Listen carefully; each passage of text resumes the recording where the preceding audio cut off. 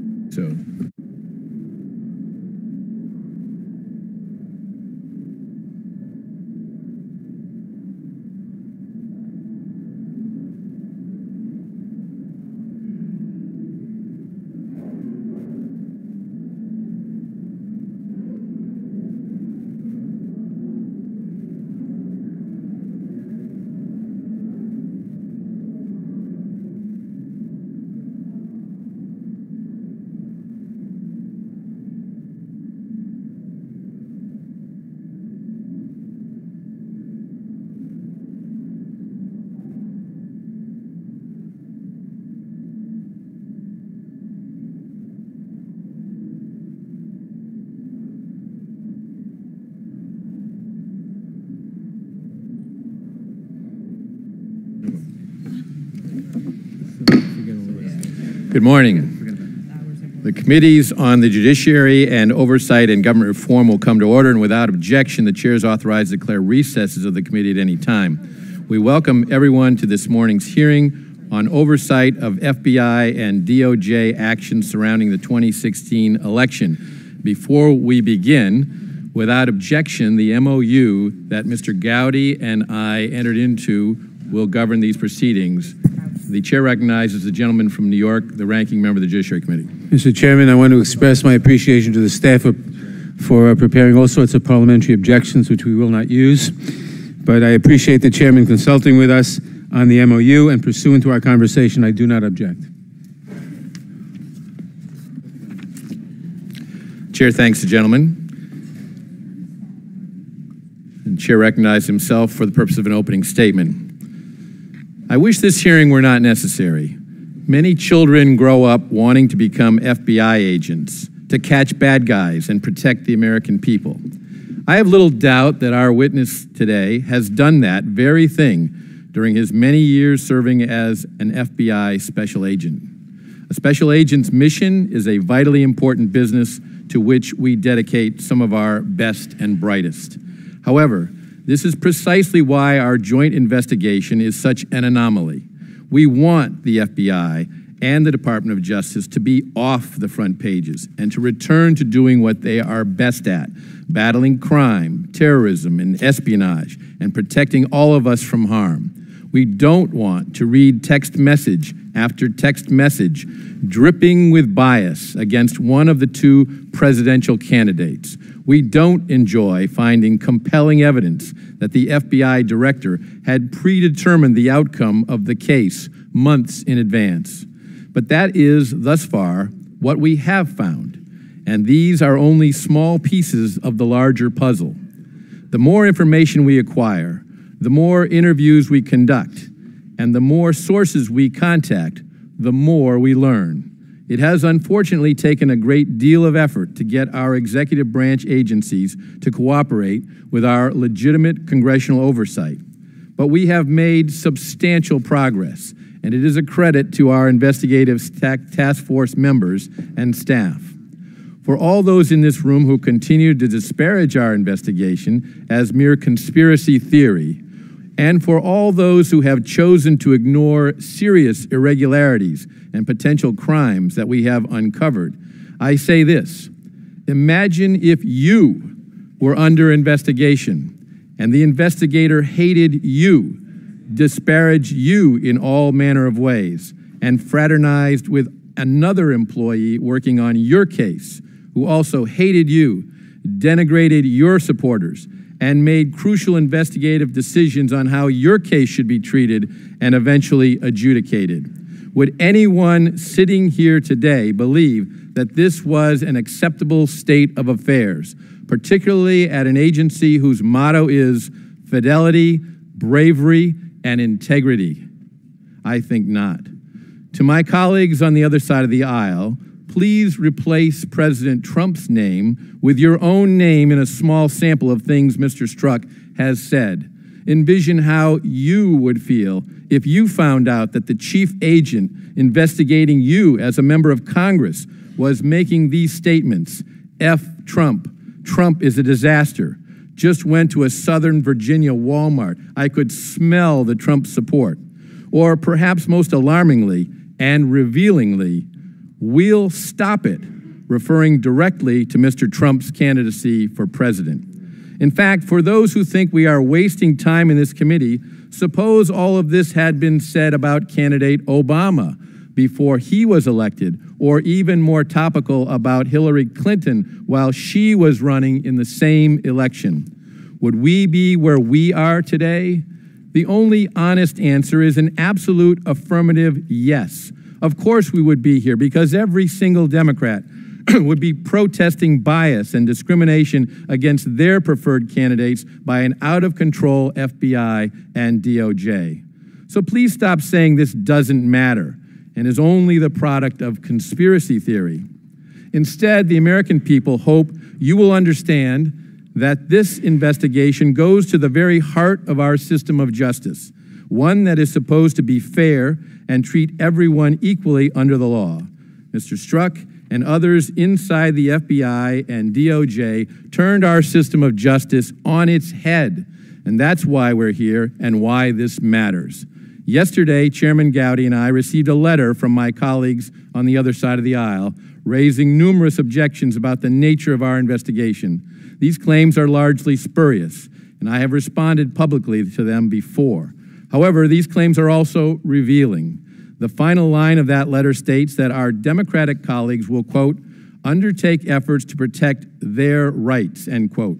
I implore my friends not to continue their efforts to undermine this investigation. And as for their rights, I submit that the rights that should concern us are the rights of the American people, namely to know the facts, to trust that their law enforcement agencies are operating fairly and justly, and to feel secure in the knowledge that no one is above the law.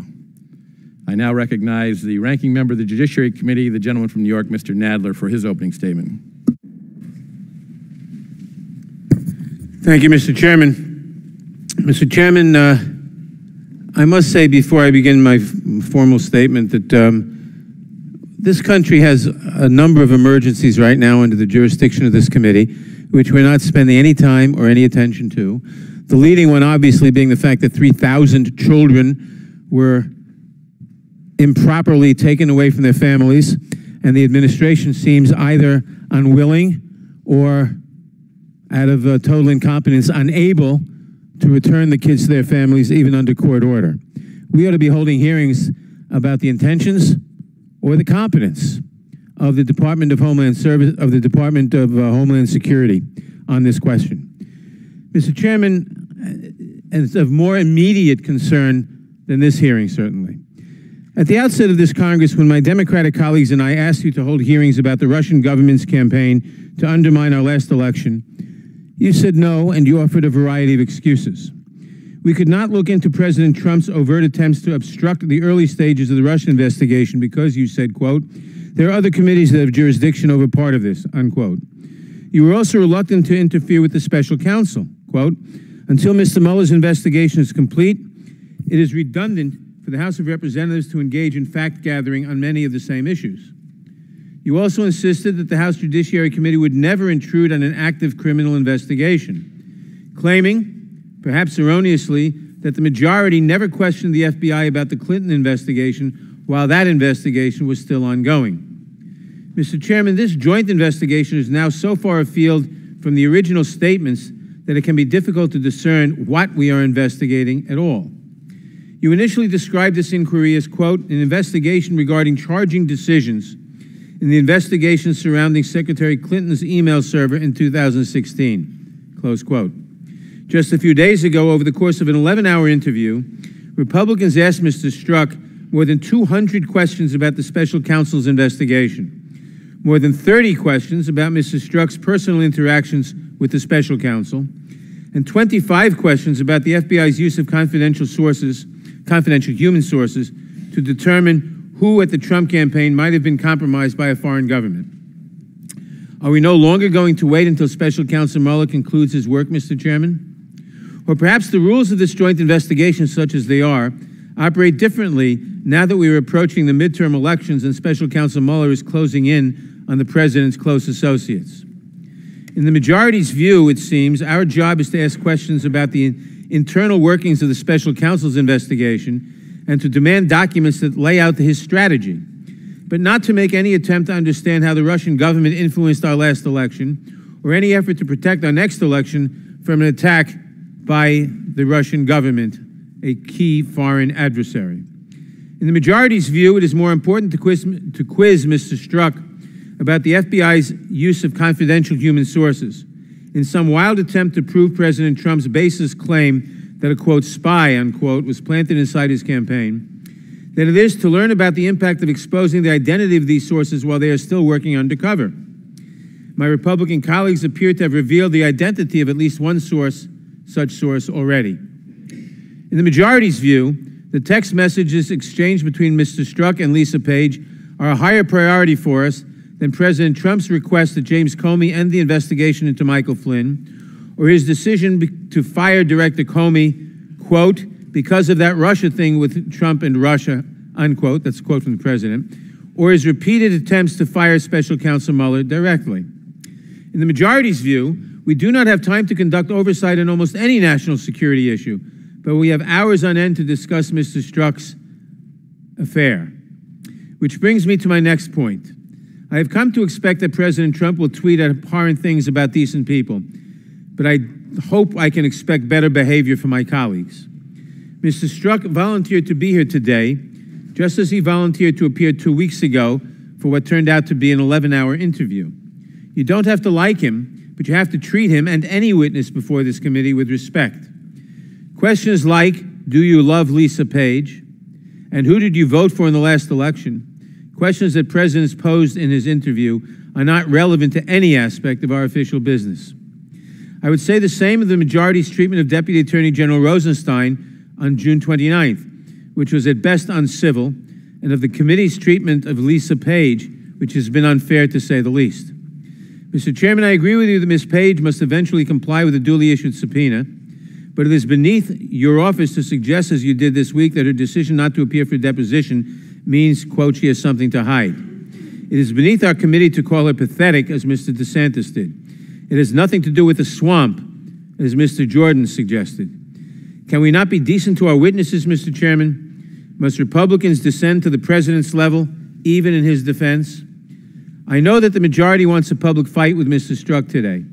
I expect that they will ask him questions about the special counsel's investigation that you know the FBI will not permit him to answer, as you did more than 200 times in our last meeting with Mr. Strzok, so that his decision not to answer in instructions by the FBI not to answer can be played out on cable news again and again.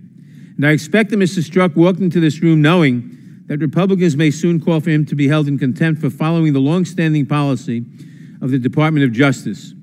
FBI agents like Mr. Strzok should not comment on or even acknowledge the existence of an ongoing criminal investigation. A single decision to deviate from that protocol can cause lasting damage to our republic, as anyone who has read the Inspector General's report and his conclusions about Mr. Comey's deviations from that protocol must acknowledge. When we reach that impasse, Mr. Chairman, I hope you will think back to the statements you made about interference with the special counsel earlier this Congress and consider the consequences of our words and actions here today. The majority keeps telling us over and over again that there was bias in the Clinton investigation, bias in the Russian investigation, and that bias must never again affect an investigation at the Department of Justice. The rules that prevent Mr. Strzok from answering some of the questions today are designed to accomplish precisely that, to prevent Congress and the public from injecting bias in counsel, to prevent Congress and the public from injecting bias and politics into the special counsel's investigation or into any other investigation. When the special counsel's job is done, I'd invite all of us to join in examining his findings. Until then, Mr. Chairman, I hope we can treat our guests with common courtesy and leave the special counsel alone to do his job. I yield back. The Chair thanks the gentleman, and it's now my pleasure to recognize the Chairman of the Oversight and Government Reform Committee, the gentleman from South Carolina, Mr. Gowdy, for his opening statement. Thank you, Mr. Chairman. In our justice system, we give law enforcement officers incredible powers. The power to investigate, to search, to seize, to stop, the power to allege and accuse, the power to eavesdrop and intercept private communications, the power to look through bank records, the power to look through phone records, the power to even check what books you checked out of the library. These are awesome powers that must be used responsibly because those powers affect reputations and freedom. These awesome powers are given a correspondingly high expectation that these powers will be used fairly, lawfully, professionally, and in a manner worthy of our respect. About 2 weeks ago, FBI agent Peter Strzok was interviewed for more than 10 hours. We learned that Agent Strzok has a most unusual and largely self-serving definition of bias.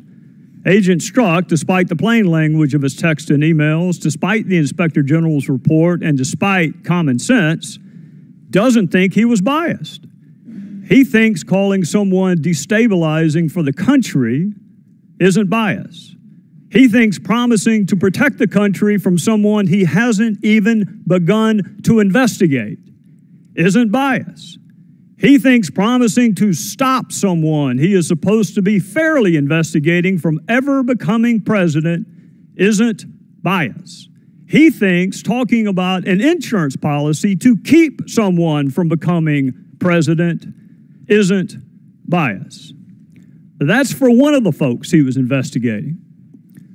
He has a different set of rules for others that he's investigating. Agent Strzok thinks saying someone he is allegedly investigating should be elected president 100 million to 0 before he ever interviews her. He doesn't think that's bias. Agent Strzok thinks pronouncing someone innocent before bothering to interview more than 30 different witnesses isn't bias. He thinks claiming you can smell the Trump supporters isn't bias, but he doesn't say a single solitary word about being able to smell the support of any other candidate. To him, that isn't bias. The moment Special Counsel Bob Mueller found out about Peter Strzok's texts and emails, he kicked him off of the investigation. But that was a year and a half too late. The text and the emails may have been discovered in May of 2017, but the bias existed and was manifest a year and a half before that, all the way back to late 2015 and early 2016. So it wasn't the discovery of texts that got him fired. It was the bias manifest in those texts that made him unfit to objectively and dispassionately investigate. So if the bias existed in late 2015 and early 2016, and it did, his unfitness to investigate existed then as well. Agent Strzok struggled to define bias for the better part of 10 hours. For the rest of us, bias is the prejudging of a person, a group, or a thing. It usually has a negative connotation, but it is a preconceived position or a prejudgment. It is the making up of your mind ahead of time based on anything other than the facts, and that is exactly what he did. Bias is saying Hillary Clinton should win the presidency 100 million to 0 when she was still under investigation, wasn't even the nominee, hadn't been interviewed, and 30 other witnesses had also not been interviewed. In March of 2016, Agent Strzok had Clinton winning 100 million to 0, even though the investigation was far from being over. That is the prejudging of someone's innocence before all the evidence is in. On the other hand, he said Trump would be destabilizing, called him an idiot, abysmal, bigoted nonsense, called him a disaster, said he should F himself. Strzok promised to stop Trump from becoming president before the investigation even began. He talked longingly of Trump resigning 2 months after he was inaugurated and well before the special counsel investigation even began.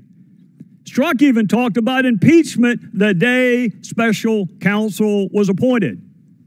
That is prejudging guilt, it is prejudging punishment, and it is textbook bias.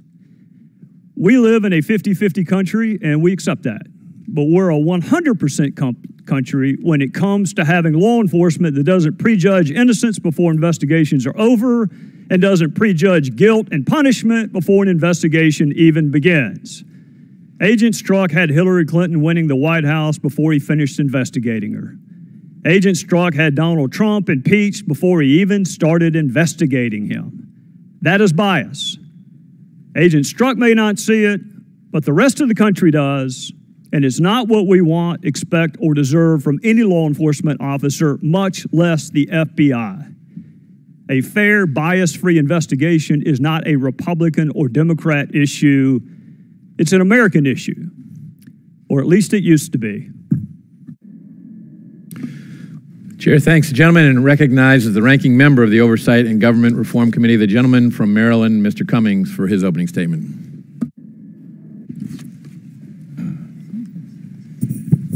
Thank you very much, Mr. Chairman. When Chairman Goodlatte and Chairman Gowdy launched their joint investigation into Hillary Clinton's emails. They promised not to interfere with the ongoing criminal investigation being conducted by Special Counsel Mueller. They were crystal clear.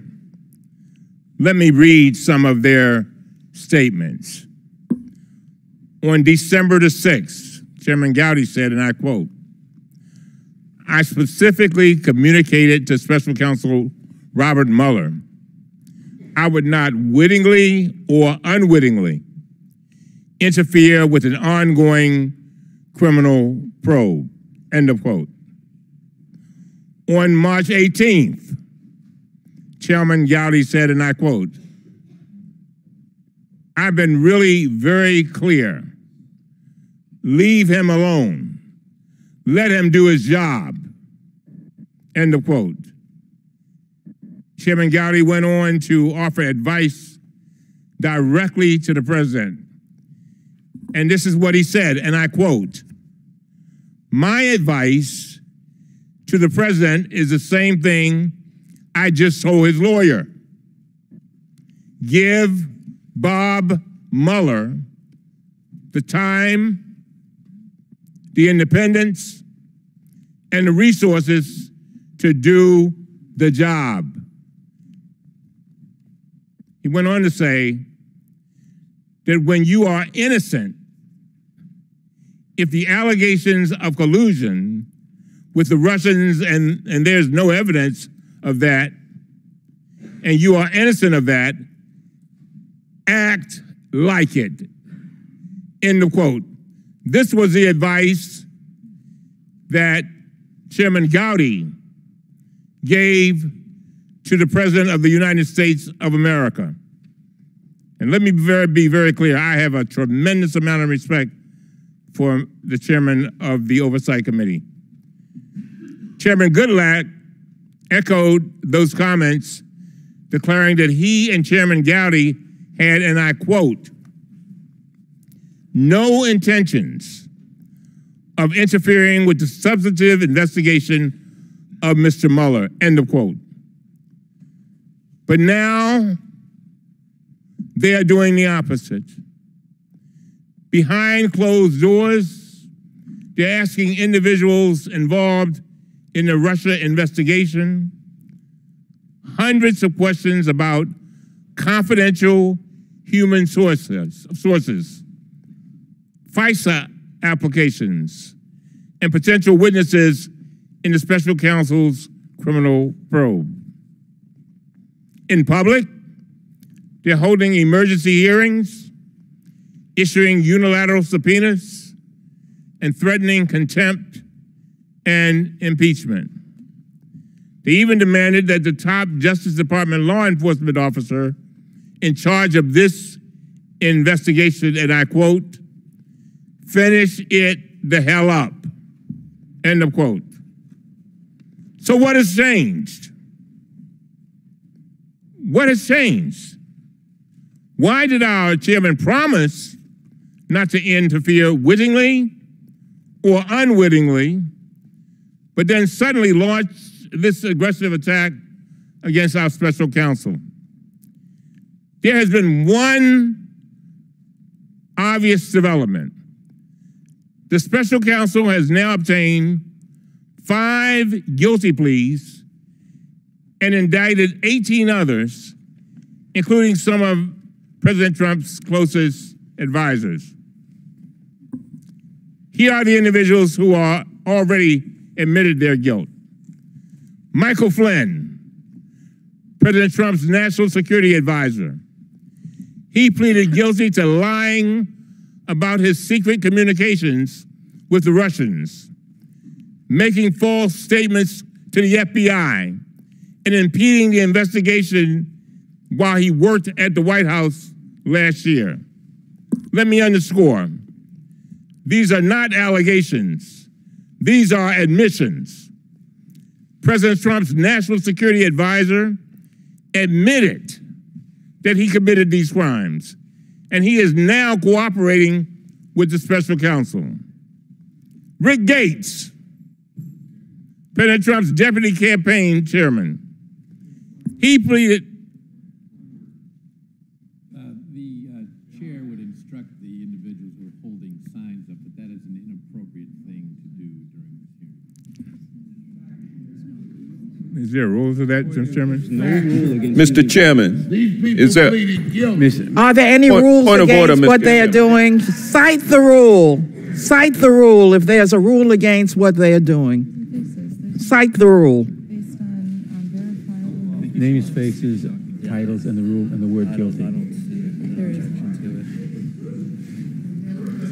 The gentleman may proceed. Thank you very much, Mr. Chairman. Let me underscore, these are not allegations.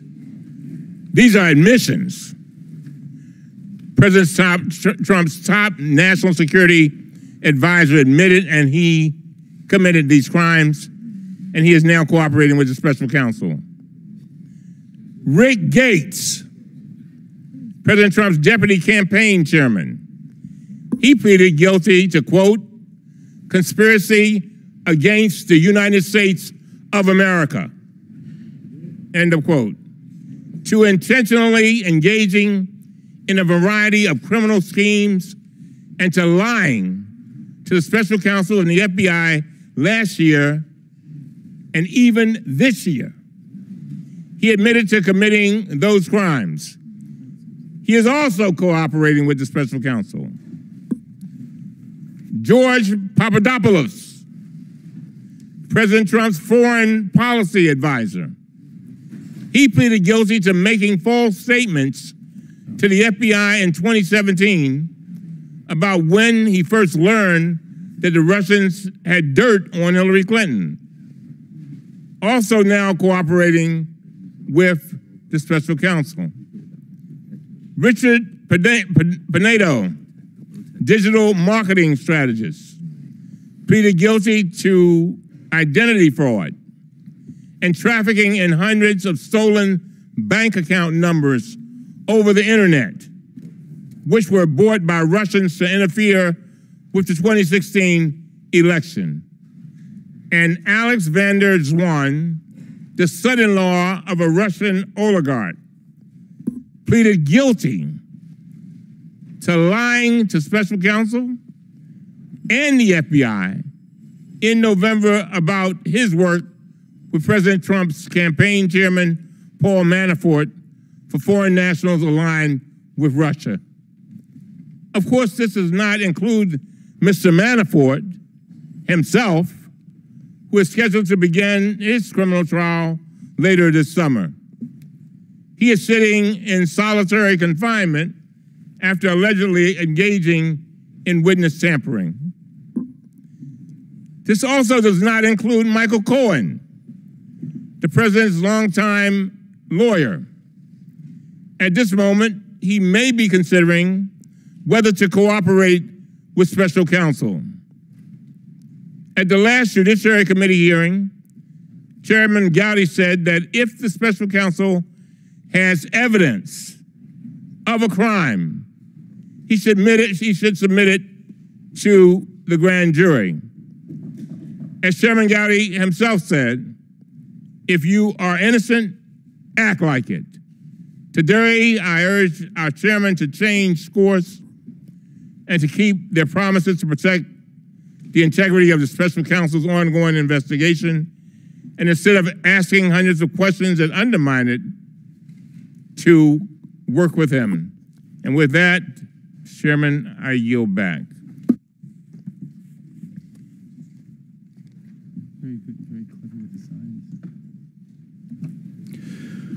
We welcome our witness, and Mr. Strzok, if you would please rise, I'll begin by swearing you in. Do you swear that the testimony that you are about to give shall be the truth, the whole truth, and nothing but the truth, so help you God? Thank you. Let the record show that the witness answered in the affirmative. Mr. Peter Strzok is a Deputy Assistant Director of the Human Resources Division of the FBI. Mr. Strzok has worked at the FBI for approximately 22 years.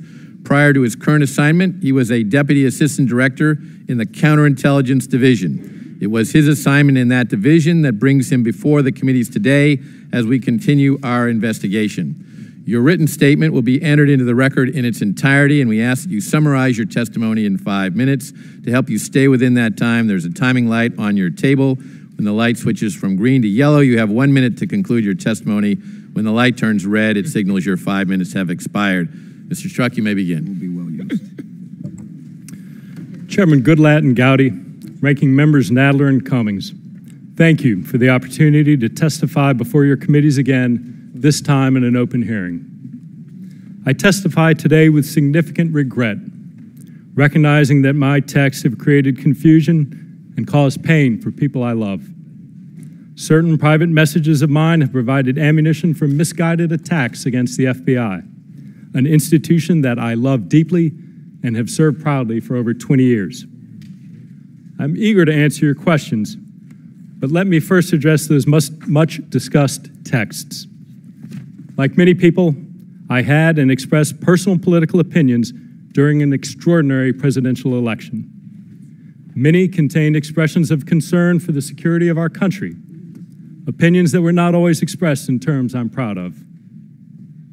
But having worked in national security for 2 decades and proudly served in the U.S. Army, those opinions were expressed out of deep patriotism and an unyielding belief in our great American democracy.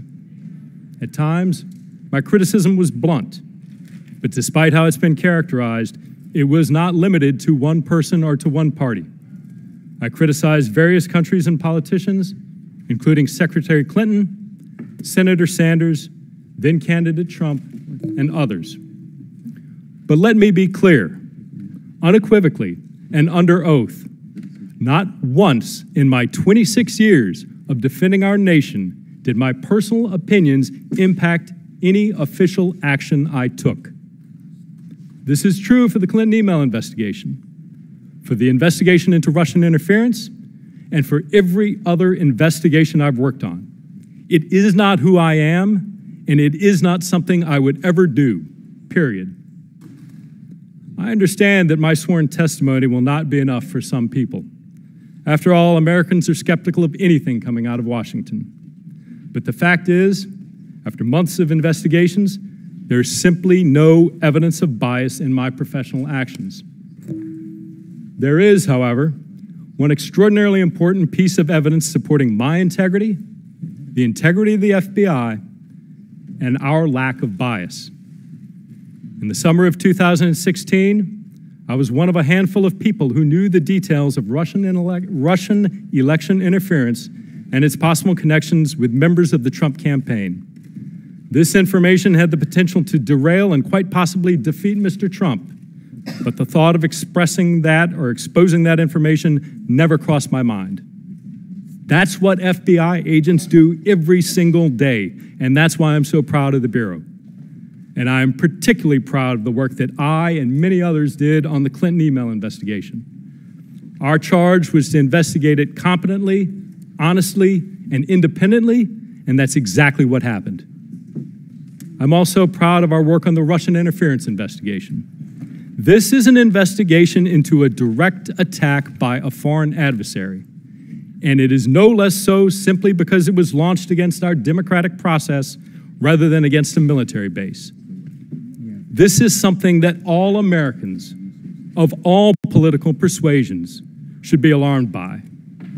In the summer of 2016, we had an urgent need to protect the integrity of an American presidential election from a hostile foreign power determined to weaken and divide the United States of America. This investigation is not politically motivated. It is not a witch hunt. It is not a hoax.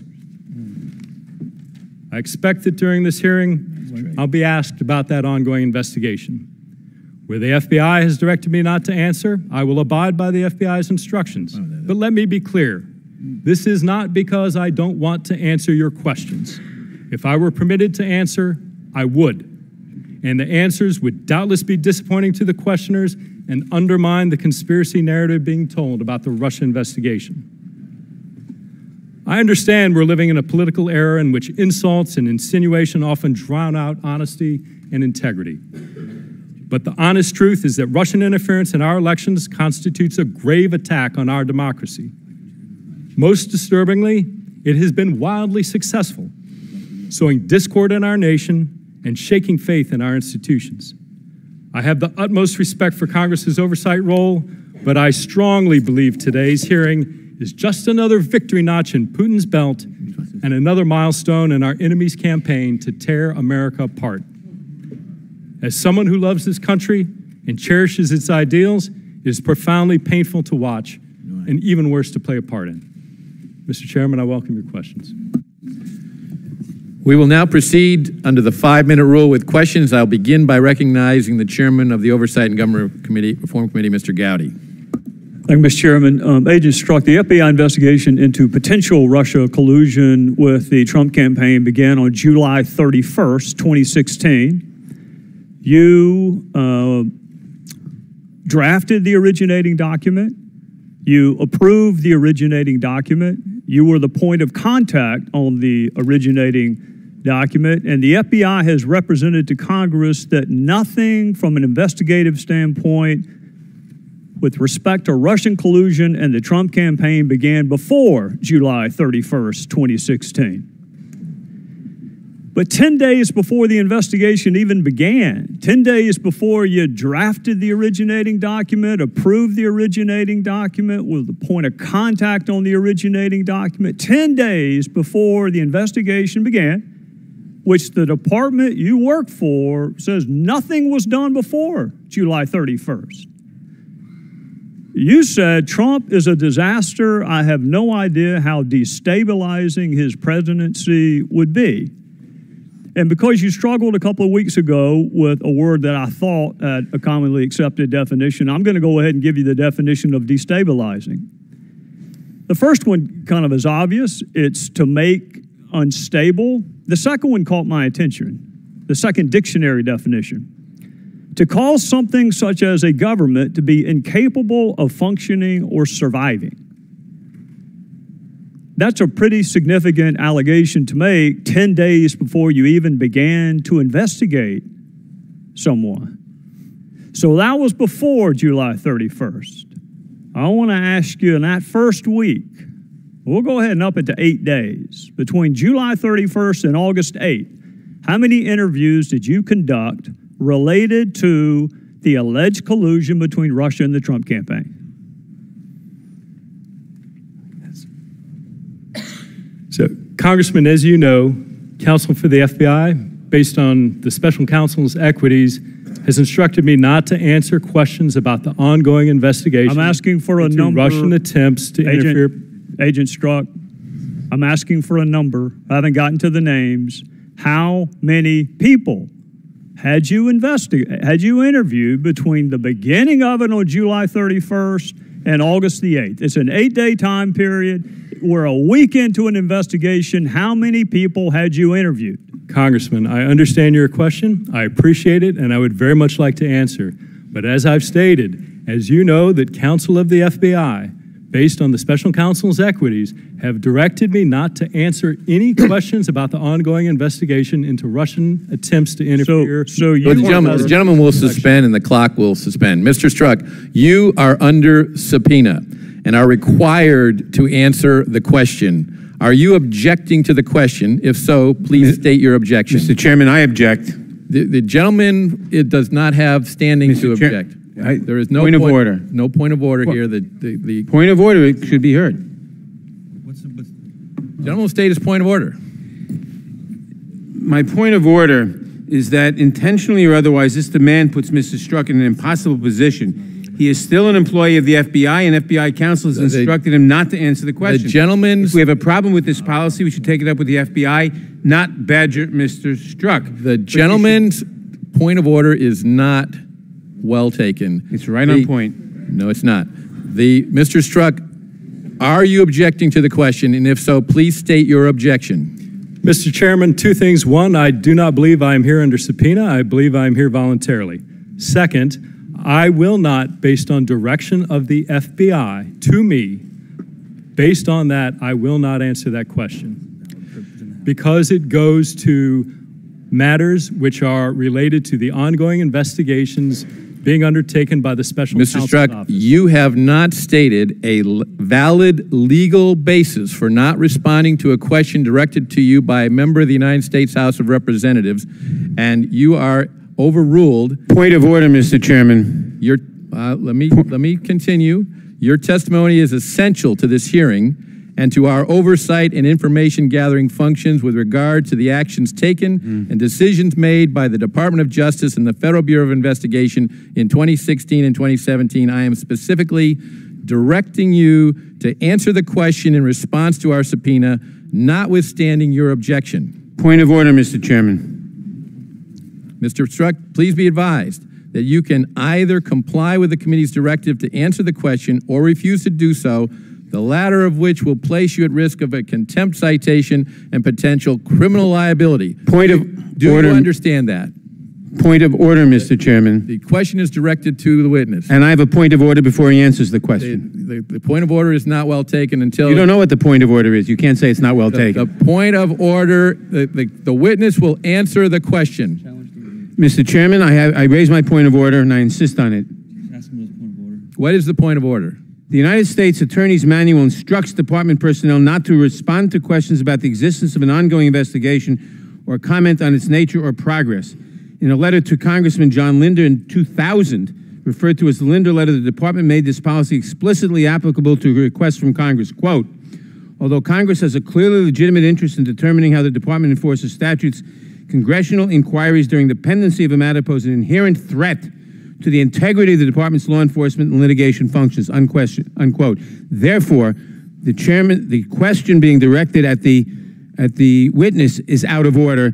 The witness's declination to answer it as against the instructions of the FBI pursuant to FBI policy, which is necessary so as not to allow us to subvert an ongoing criminal investigation. He is right. And he should not answer the question. The gentleman has not stated a valid point of order. I will appeal the ruling of the chair in that case. Nonetheless, the United States Supreme Court has recognized that it is unquestionably the duty of all citizens to cooperate with the Congress in its efforts to obtain the facts needed for intelligent legislative action. It is their unremitting obligation to respect the dignity of the Congress and its committees and to testify fully with respect to matters within the province of proper investigation. Mr. Chairman, Mr. Chairman, you know, or we all know, that if we were to ask a question of a witness about a military secret, if we were to ask him, how does the H-bomb work? He could not answer that question. This is the same thing. That is a classification issue, not an issue of whether or not this is a valid question for which... I appeal the ruling of the chair. It's not a point of order. He has ruled that it's not a point of order. That is not a ruling. Mr. Strzok? Mr. Chairman, I insist on my point of order, and I insist on appealing the ruling of the chair. Mr. Strzok, knowing the advice that Point of order, Mr. Chairman. Point of order. I believe there's a point of order that's been raised, and you've ruled we have a right now to answer Mr. Nadler's. It is not a valid point of order. The chair has can't just already repress it, Mr. Chairman, because you don't. On that ruling. Point of order, Mr. Chairman. Mr. Strzok. Mr. Chairman, I appeal the ruling of the chair that you have just made on that, on whether the... You have not stated a valid point of order. And that is your ruling, and I appeal it. That is not an appealable... Point of order. Yes, it is, Mr. Chairman. Appealing the ruling of the chair is exactly what he's requesting. He's appealing it. That requires a vote to either sustain it or overrule it. The gentleman from New York has not cited a rule of the House that is being violated. Therefore, it is not a point of order. That's your ruling. That ruling of the chair. Mr. Chairman, is it not appropriate to also interject the attorney-client privilege, which cannot be overridden, and is a rule of the House to the extent that witnesses have the right to an attorney-client privilege in this House? And that is what this witness is asserting, attorney-client privilege, and he has been advised not to answer the question. The gentleman will suspend. The gentleman has not raised the attorney-client privilege. He has said that he's been instructed by the FBI not to answer the question. Now, by lawyers. He knows the advice I have just given him. If he would like, I'll restate it. But knowing this, will you answer the committee's question as directed, or do you refuse to answer the committee's question? Point of parliamentary inquiry, the ruling of the chair that point of parliamentary order was not in order. Point of parliamentary inquiry, Mr. Chairman. The gentleman from South Carolina has the time. A parliamentary inquiry is not in order during the gentleman's time. The chair is instructing the witness to answer the question, and the question to you is, Mr. Chairman, will you answer the committee's question as directed, or do you refuse to answer the committee's question? Mr. Chairman, I move to adjourn. Second. You're not recognized for that purpose.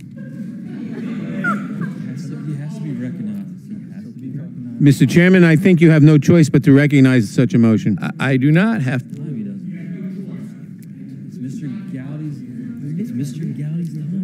Are you just going to make up rules as we go along? Is that the motion is not in order during the time controlled by the gentleman from South Carolina. I appeal that ruling of the chair. Mr. Strzok, will you answer? I appeal your ruling of the chair that my motion to adjourn is not in order. The gentleman is not in order. That may be, but I appeal your ruling. The gentleman is not recognized. Just take back over your time and just fire away. Knowing this, will you answer the committee's question as directed, or do you refuse to answer the committee's question? Mr. Chairman, as you know, counsel for the FBI has directed me not to answer questions about the ongoing investigation. As you also know, counsel for the FBI is sitting here behind me. May I consult with them? You may consult with your own counsel. But I may not consult with the FBI's counsel? Only with your own counsel. Mr. Chairman, there's no basis for that. He can consult with the FBI counsel. He's an FBI employee. The gentleman is not recognized. And the chairman is not being proper. The chairman is being proper. The witness can't be directed not to confer with his attorney. The FBI is not his attorney. His attorney is seated behind him. If he He's an employee of the FBI, Mr. He's already done, he may do so. And his attorney may consult with the FBI attorney? Isn't the privilege that of the FBI, and shouldn't the FBI counsel be solicited on that point? You just take that over right now.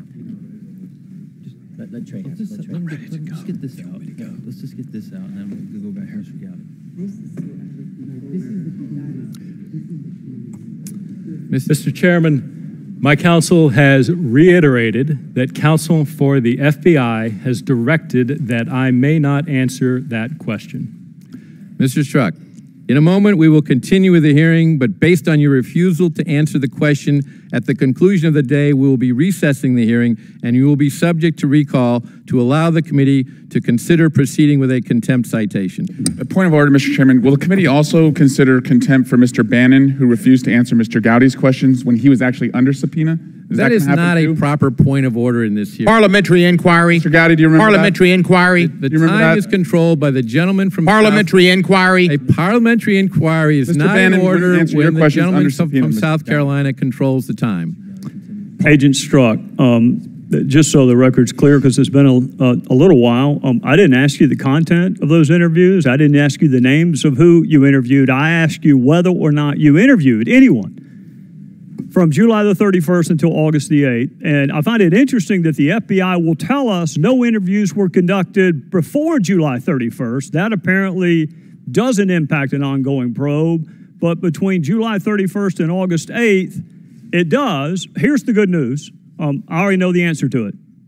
I went and looked at the file. The first interview that I can find is on August the 11th of 2016, which is 11 days after it began, which makes me wonder, on August the 6th, so you hadn't interviewed anyone, you're investigating this alleged Russian collusion with the Trump campaign, you're the lead investigator, you originated the investigation, you're the point of contact, you drafted the document, and here you are before you've interviewed a single solitary witness saying F Trump.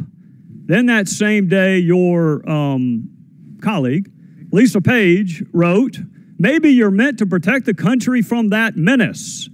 And you responded, I can protect the country at many levels. We're not even a week into an investigation that you originated, approved, were the contact for. You hadn't interviewed a single solitary soul until August 11th. And you're already promising to protect the country from that menace, Donald Trump. And then on August the 8th, you still hadn't interviewed anyone. You're 8 days into your Russian collusion with the Trump campaign investigation, and you got another text from your colleague, Lisa Page. Trump's not ever going to become president, right? Right? And you replied, no. No, he's not. We'll stop it. By the time you promised to stop him from becoming president on August the 8th, how many interviews had you conducted? Mr. Gowdy, so two answers to that. One, with regard to how many interviews had or had not been conducted, I have been directed by counsel for the FBI not to answer that question. Second, sir, I think it's important to take those texts in the context of how they were written and what they meant. And someone may ask you that question, Agent Strzok, but I didn't. I asked you how many people you interviewed before you wrote it. If you want to get into context, let one of my other colleagues do that with you. Here's what I want to know. Who's the he and he's not?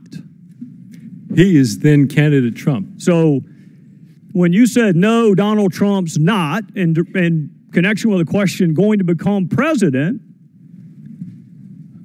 what's the it? Chairman Gowdy. Stop it.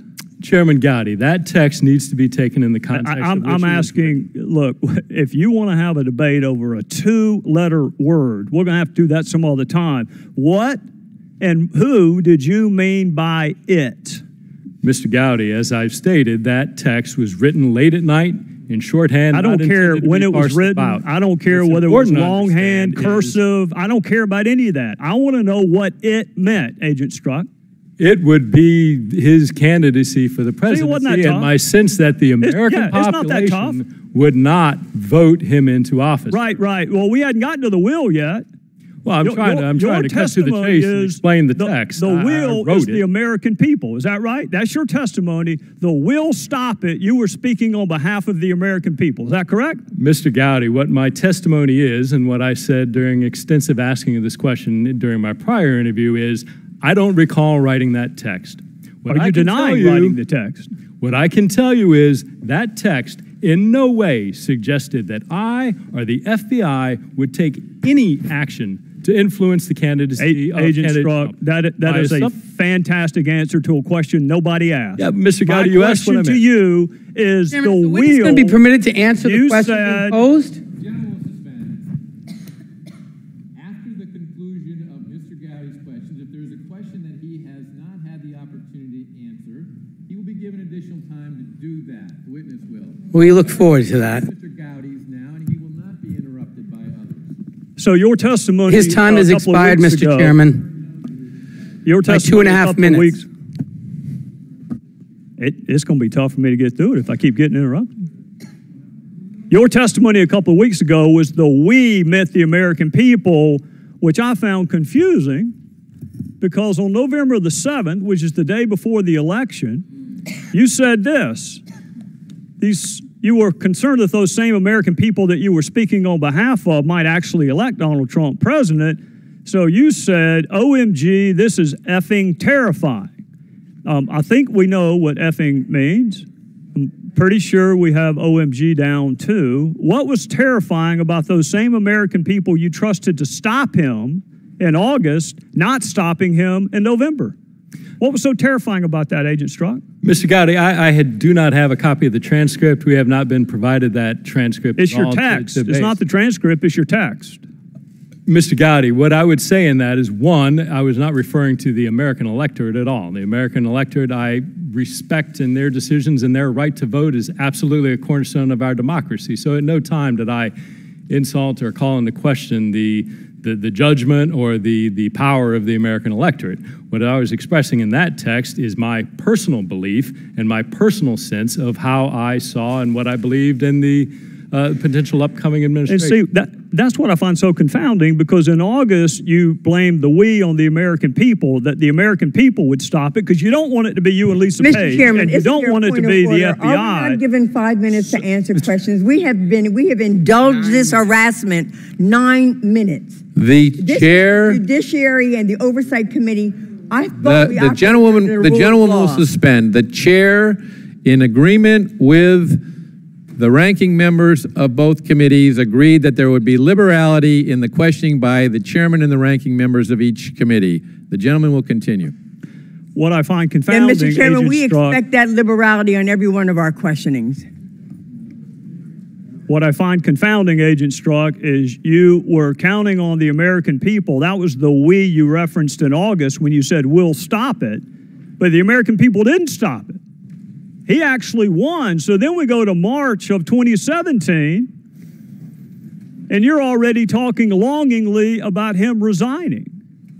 And then we go to the day that Special Counsel Mueller, well, before we go to that, that's March of 2017. March of 2016, you wrote, God, Hillary should win 100 million to 0. And I'm assuming Hillary would be former Secretary of State Hillary Clinton? That's correct. All right. In March of 2016, weren't you investigating her for potential mishandling of classified information? We were.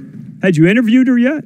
No. Had you interviewed more than 30 other witnesses that wound up being interviewed? I would have to check the case file, but I'll take your representation. That's well, if she had said something incriminating in your interview that took place months later of her, would she have won 100 million to 0 then? Likely not, no. Well, then why wouldn't you wait until the investigation was over before you have her the nominee and winning a general election against an opponent that hadn't even been named yet? 100 million to 0, Agent Strzok? That's how bad she should win? Mr. Gowdy, those personal expressions of my observing the political process of the presidential primaries had no bearing on my actions of any investigation, to include the investigation of Secretary Clinton. You couldn't think of or anybody else. Sir, you couldn't think of a single person that would not vote for Hillary Clinton for president? 100 million to 0, Agent Strzok? So that was clearly hyperbole, which I... Well, let's say it was hyperbole. Let's divide it by 10. How about we say it was hyperbolic and divide it by 10? 100 million divided by 10, I'm pretty sure is 10 million. 0 divided by 10 is still 0. You couldn't think of a single solitary person that was going to vote for her for president before you interviewed her and while you were supposed to be investigating her. Congressman, clearly that's not the truth. Clearly I could envision millions of Americans who are likely and did vote for then candidate. Well, you wrote it. My point, sir. Did you write it? Did you write that I text? did write that, sir. Okay. Were you under duress? Political expression engaging in hyperbole. Were you under duress? Asked and answered over and over again. The gentlewoman will suspend. The gentleman from South Carolina controls the time. All right, we're going to go into one other time period. May 17th, 2017, Bob Mueller is appointed. Your friend Jim Comey's been fired. He's already leaked the memos to his law professor friend, and Mueller is special counsel. Do you remember how long it took for you to start talking about impeachment after Bob Mueller was appointed? I don't, sir. 1 day. 1 day. And you were talking about impeachment. And for anyone who may have missed it the day after his appointment, Agent Strzok, you did it again 5 days later. Now, how many interviews had you done as part of the special counsel team within the first 5 days of his appointment? Sir, again, same answer as before. I can't get into details. Right, and the answer is also the same. It's 0. No interviews had been done. I don't know if that's true or not. No interviews had been done by August the 8th when you're talking about stopping him and how terrifying it would be for him to win and how you can protect the country. And no interviews had been done before you're talking about impeachment of the president. But no wonder Chairman, Bob Mueller kicked you off of the investigation, Agent Strzok. My question is, if you were kicked off when you read the text, shouldn't you have been kicked off when you wrote them? Not at all. Well, it wasn't the discovery of your text, Mr. Strzok. It was the existence of your bias that got you kicked off. No, Mr. Gowdy, it wasn't. I do not have bias. My personal opinions in no way. Well, then why did you get kicked off? Why'd you get kicked off? Mr. Gowdy, my understanding of why I was kicked off was that based on an understanding of those texts and the perception that they might create is something that hang on a second, Agent Strzok. Hang on a second. Perception. Integrity. You're saying it was the perception. There are 13 Democrats on the special counsel probe, including one who went to what he hoped was a victory party. That's a perception problem, too. They weren't kicked off. You were. Why were you kicked off? Mr. Gowdy, I cannot speak to Special Counsel Mueller's How long did you talk to him? The reasons why he did or didn't. How long did you talk to him when he let you go?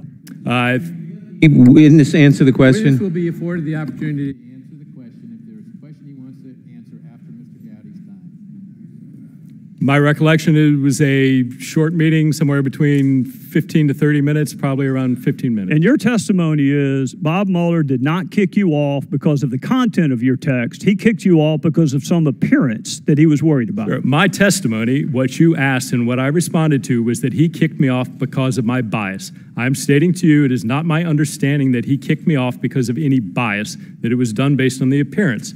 If you want to represent what you said accurately, I'm happy to answer that question, but I don't appreciate what was originally said being changed. I don't give a damn what you appreciate, Agent Strzok. I don't appreciate having an FBI agent with an unprecedented level of animus working on 2 major investigations during 2016.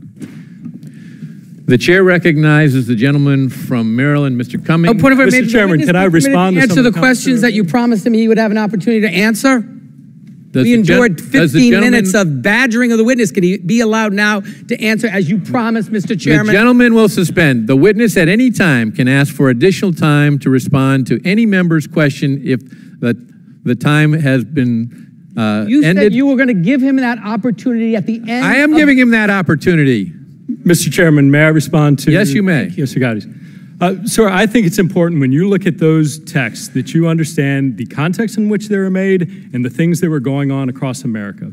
In terms of the text that we will stop it, you need to understand that that was written late at night, off the cuff, and it was in response to a series of events that included then candidate Trump insulting the immigrant family of a fallen war hero.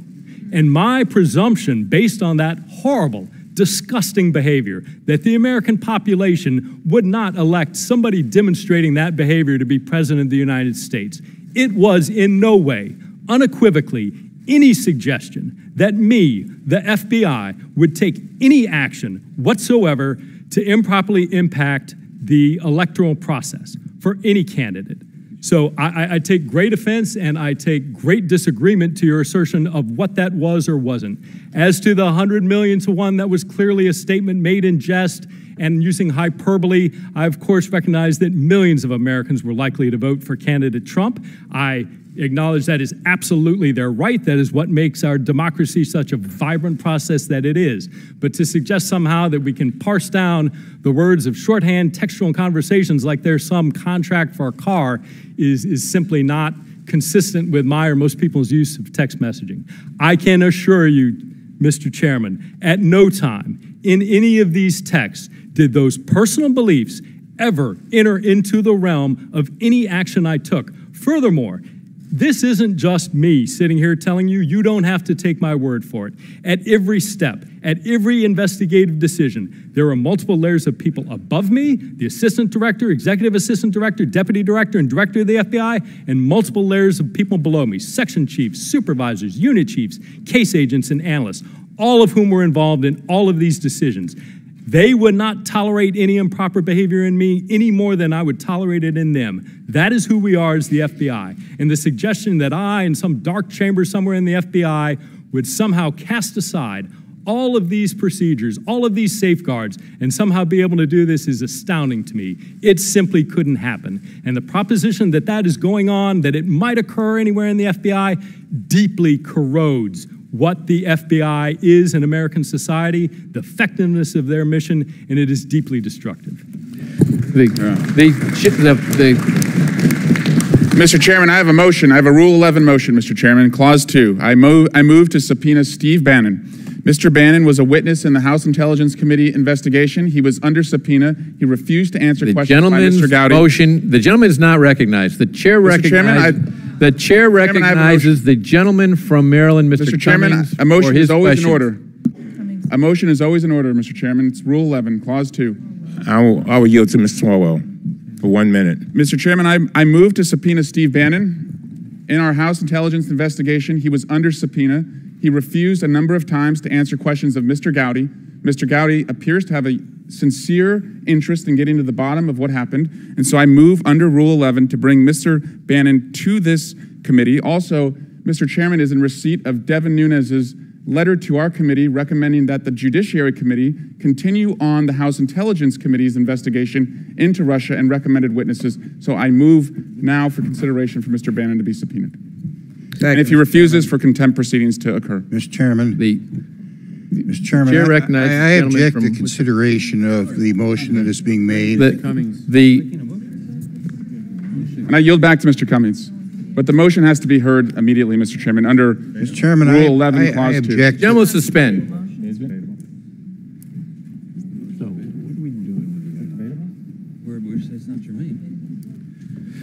The motion is not germane, and the gentleman from Maryland, Mr. Cummings, I move to table the ruling of the chair. I move to overrule the ruling of the chair. Mr. Chairman, I move to table the motion. Motion been made to table the appeal of the ruling of the chair. All those in favor of tabling the appeal, respond by saying aye. Aye. Those opposed, no. No. In the chair, the ayes have it. Mr. Chairman, I ask for a recorded vote. I ask for a recorded vote. Mr. Chairman, point of parliamentary inquiry. Gentleman will state his point of parliamentary inquiry. On the vote to table, or for that matter, on the vote to appeal the ruling of the chair, do we take separate votes of the two committees, or one vote of everything? My understanding was that both you and Mr. Cummings were satisfied with one roll call vote. But we'll go through each committee in order, and then we'll take the cumulative vote after the conclusion of both committees. I just wanted to clarify that point. Mr. Chairman, I had asked for a recorded vote. The recorded vote has been requested, and the clerk will call the roll. The question is on the motion to table the appeal of the ruling of the chair. The clerk for the Judiciary Committee will commence. Mr. Goodlatte? Aye. Mr. Goodlatte votes aye. Mr. Sensenbrenner? Mr. Sensenbrenner votes aye. Mr. Smith? Mr. Smith votes aye. Mr. Shabbat? Mr. Shabbat votes aye. Mr. Issa? Mr. King? Aye. Mr. King votes aye. Mr. Gomert? Mr. Gomert votes aye. Mr. Jordan? Mr. Jordan votes yes. Mr. Poe? Mr. Poe votes yes. Mr. Marino? Mr. Marino votes yes. Mr. Gowdy? Pass. Mr. Labrador? Mr. Collins? Mr. Labrador votes aye. Mr. Collins? Mr. Collins votes aye. Mr. DeSantis?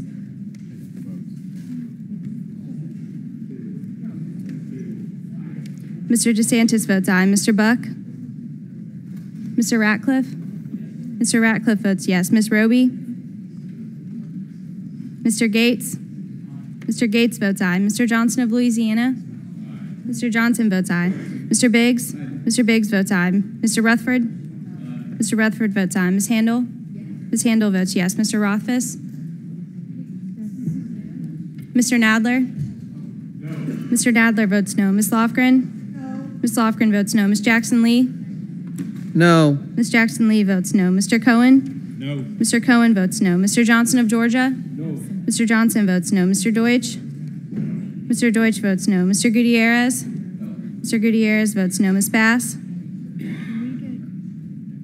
Mr. Richmond? Mr. Richmond votes no. Mr. Jeffries? Mr. Cicilline? No. Mr. Cicilline votes no. Mr. Swalwell? No. Mr. Swalwell votes no. Mr. Liu? No. Mr. Liu votes no. Mr. Raskin? No. Mr. Raskin votes no. Ms. Jayapal? No. Ms. Jayapal votes no. Mr. Schneider? No. Mr. Schneider votes no. Ms. Demings? No. Ms. Demings votes no. The clerk of the Oversight and Government Reform Committee will call the roll. Mr. Gowdy? Pass. Mr. Gowdy passes. Mr. Duncan? Aye. Mr. Duncan votes aye. Mr. Issa? I am aye for both committees. Mr. Issa votes aye. Mr. Jordan? Yes. Mr. Jordan votes yes. Mr. Sanford? Aye. Mr. Sanford votes aye. Mr. Amash? Mr. Gosar? Aye. Mr. Gosar votes aye. Mr. Desjardins?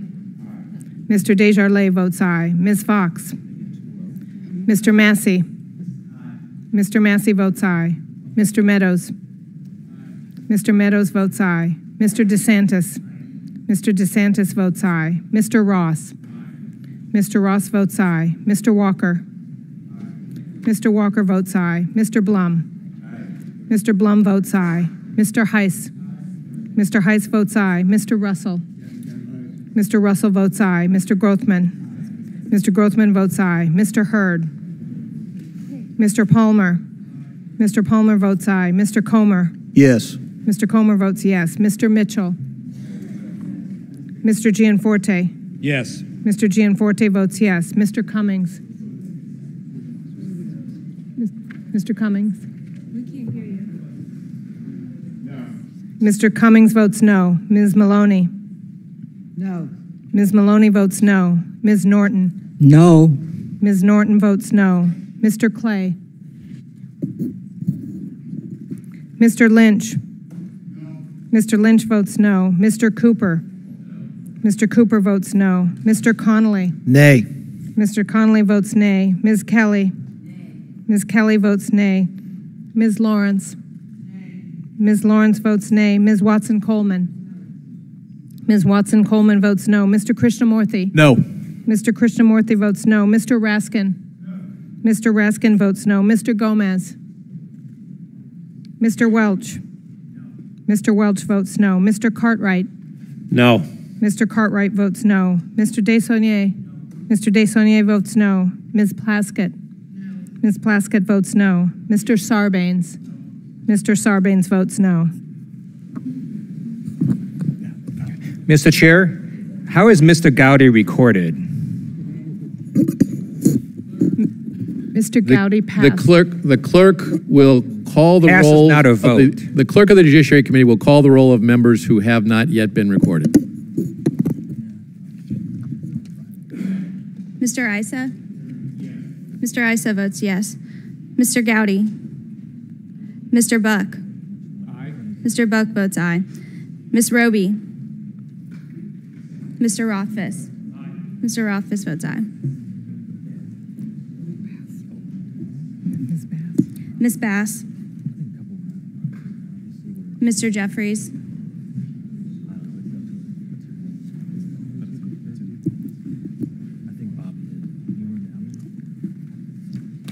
Can you announce crossover?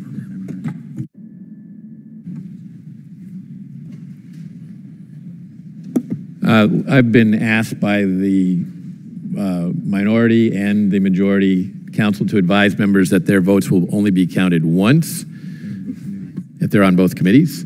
And the clerk of the Oversight and Government... Mr. Chairman, point of order. On what basis would that rule be, since each committee is voting separately on that? Procedurally, we have agreed to one unified vote. The clerk of the Oversight and Government Reform Committee will call the roll of those members who have not voted. Mr. Gowdy. Mr. Amash. Ms. Fox. Mr. Hurd. Mr. Mitchell. Mr. Clay.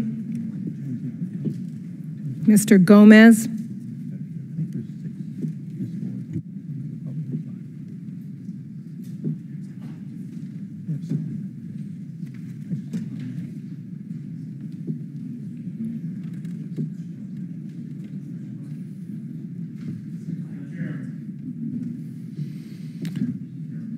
The gentleman from Missouri.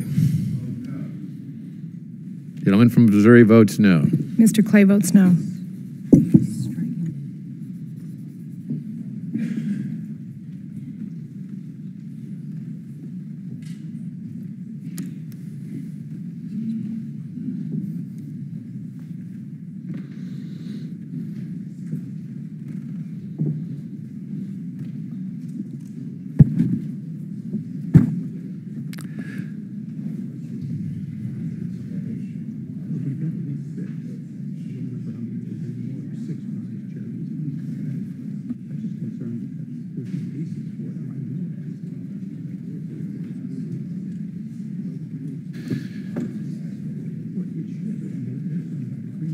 The clerk will report.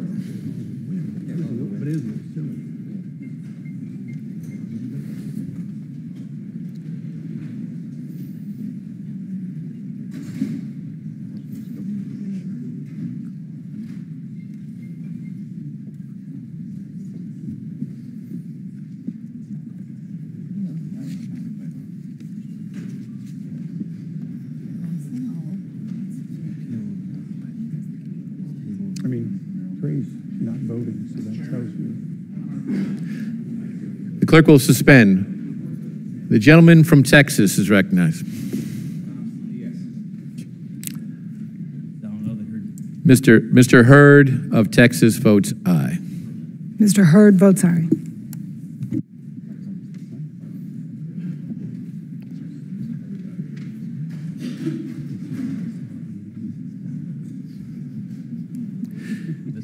The gentlewoman from North Carolina.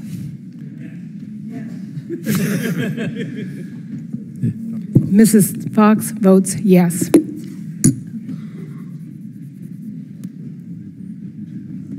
Clerk will report.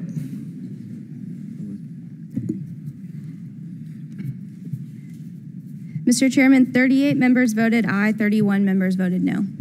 And the motion to table the appeal of the ruling of the chair is upheld. The chair recognizes the gentleman from Maryland, Mr. Cummings, for his questions. Mr. Strzok, first of all, let me say this, that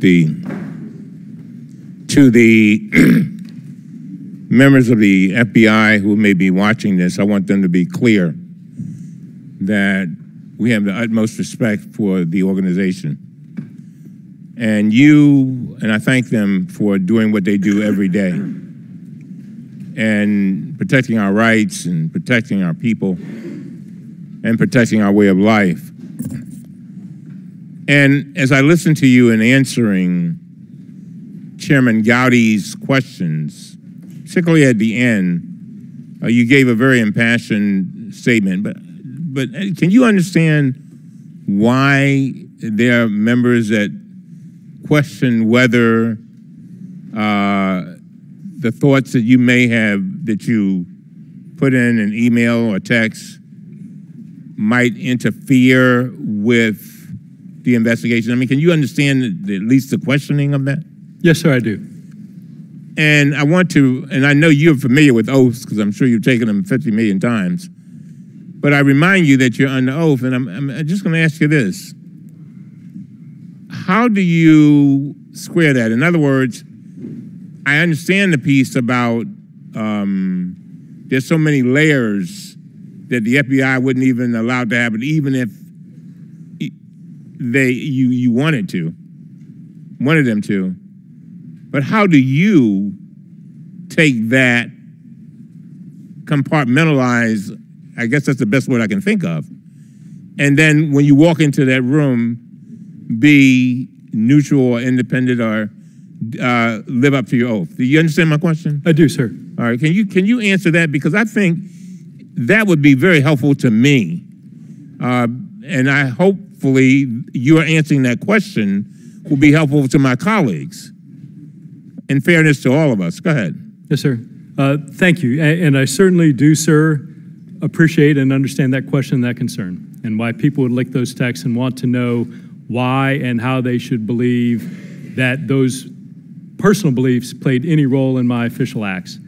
What I can tell you, sir, is that first, I, like every FBI agent, like every person in this room, like everybody watching, has a political opinion. And each and every one of those people in the FBI, whatever their political beliefs, walks in the door and they leave those behind. The FBI has a culture. It is in our culture, it is in our training, it is in our policy, and everything we do is dedicated to the pursuit of the facts where they lay and applying the law to those facts. There is no room for personal belief. It is something that is anathema to us. It is simply something culturally that doesn't occur, and were it to occur, it would be noted and stopped. And in addition to that culture, we have policies, we have procedures, we have laws, we have guidelines that are designed to provide outside checks and balances, to provide for outside review, to provide for any number of ways that the individual actions of any agent, any analyst, any support personnel are not acting in any way other than official policies and procedures. So when I tell you, again, as I did, personally what I believe and what I did, I understand why people may or may not have doubts or believe that, but then I would turn to you and say, look at the entirety of the rest of the organization. of the men and women who make it up, of all the things that are in place to ensure that our job in the FBI is to competently and independently pursue the facts wherever they are. And I cannot stress to you enough, that is exactly what is done day in, day out, and that is exactly what has guided my behavior for over 26 years. All right, thank you very much. Let me ask you this. In previous testimony to Congress, President Trump's FBI Director, Christopher Wray, explained the critical importance of protecting confidential human sources. And this is what he said, Agent Strzok, and I quote, "The day we can't protect human sources is the day the American people start becoming less safe," end of quote. Do you agree with that? I do. The problem is we now have the transcript of your 11-hour closed-door interview with our committees, and it shows that Republican members asked you repeatedly about confidential human sources involved in the Russia investigation. Is that correct? My recollection is yes, sir. Do you remember how many questions they asked you about that? I do not, sir. Let me read one of their questions from the transcript. One Republican member asked you this question, and I quote, "In the month of July, was there any information from confidential human sources given to you as it relates to the Russia investigation?" End of quote. Do you recall being asked that question? I do. That question was specifically about information from confidential human sources in the Russia investigation. Obviously, you could not answer the question, and that is because the Department of Justice has a long-standing policy against revealing information from confidential human sources during an ongoing criminal investigation. Is that right? Yes, sir. Will the gentleman yield? I will yield if at the end I want to finish. And that is what Director Wray was talking about when he testified that revealing those sources or their information will make America less safe. Is that right? I don't know why Director Wray said that, but I agree with his statement.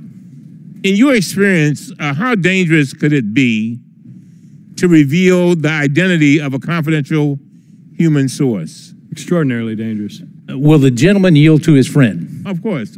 I thank the gentleman. I want to be clear, since the gentleman from Maryland, who is my friend, is going along a line of argument that would suggest a question asked by me. I want to make it perfectly clear. I asked if you talked with confidential human sources. I never asked for a name, nor would I ever ask for a name of a confidential human source. I appreciate it. I'll yield back.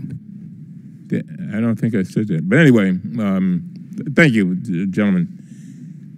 Disclosing the identity of a confidential human source could create a risk to that person or our national security. Is that correct? Yes.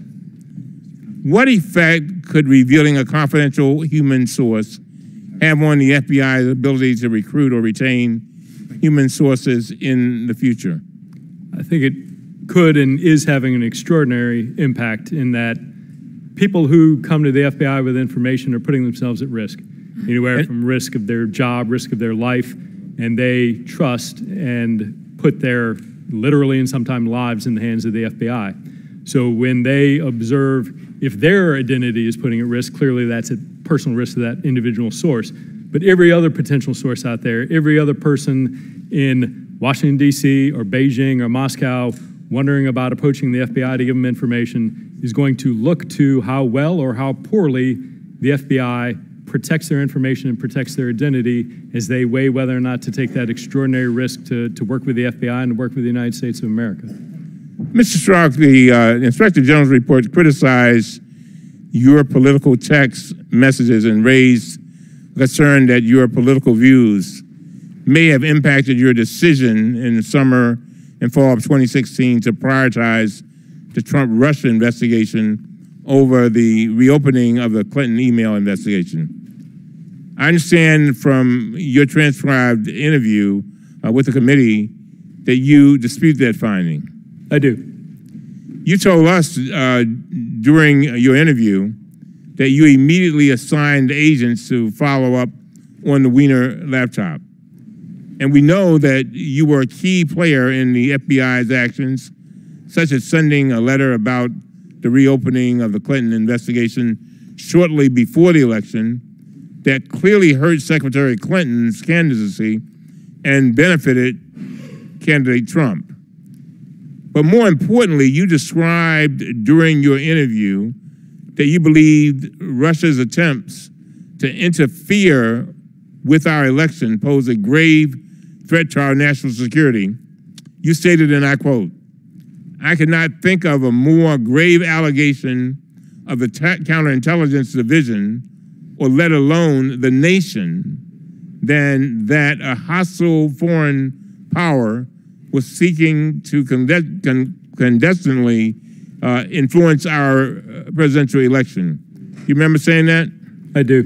Why is the interference by a hostile foreign power in our presidential election such a monumental threat to our nation? Well, I think when you look at the threat that represents, when you look at the threats facing the United States and what it means to protect the United States, the prospect of voting is the key core of who we are as a democracy. And there is no more important vote that we exercise as a people than the vote for the President of the United States. So when I look at the span of threats that I was responsible for, that the Counterintelligence Division was responsible for, and the FBI, the prospect of a hostile foreign power interfering and influencing the election for the President of the United States of America, I can think of few more severe or consequential threats facing our nation than that one. And just two more questions. What could be the potential impact of a hostile foreign power successfully interfering with our presidential election? Well, I think it's multifold. I think there is certainly, from a broad perspective, it draws into question the effectiveness and the credibility of our electoral system. It places into question the motivations and the actions of those people either who were elected or who were brought in as staff to staff that campaign and eventually administration.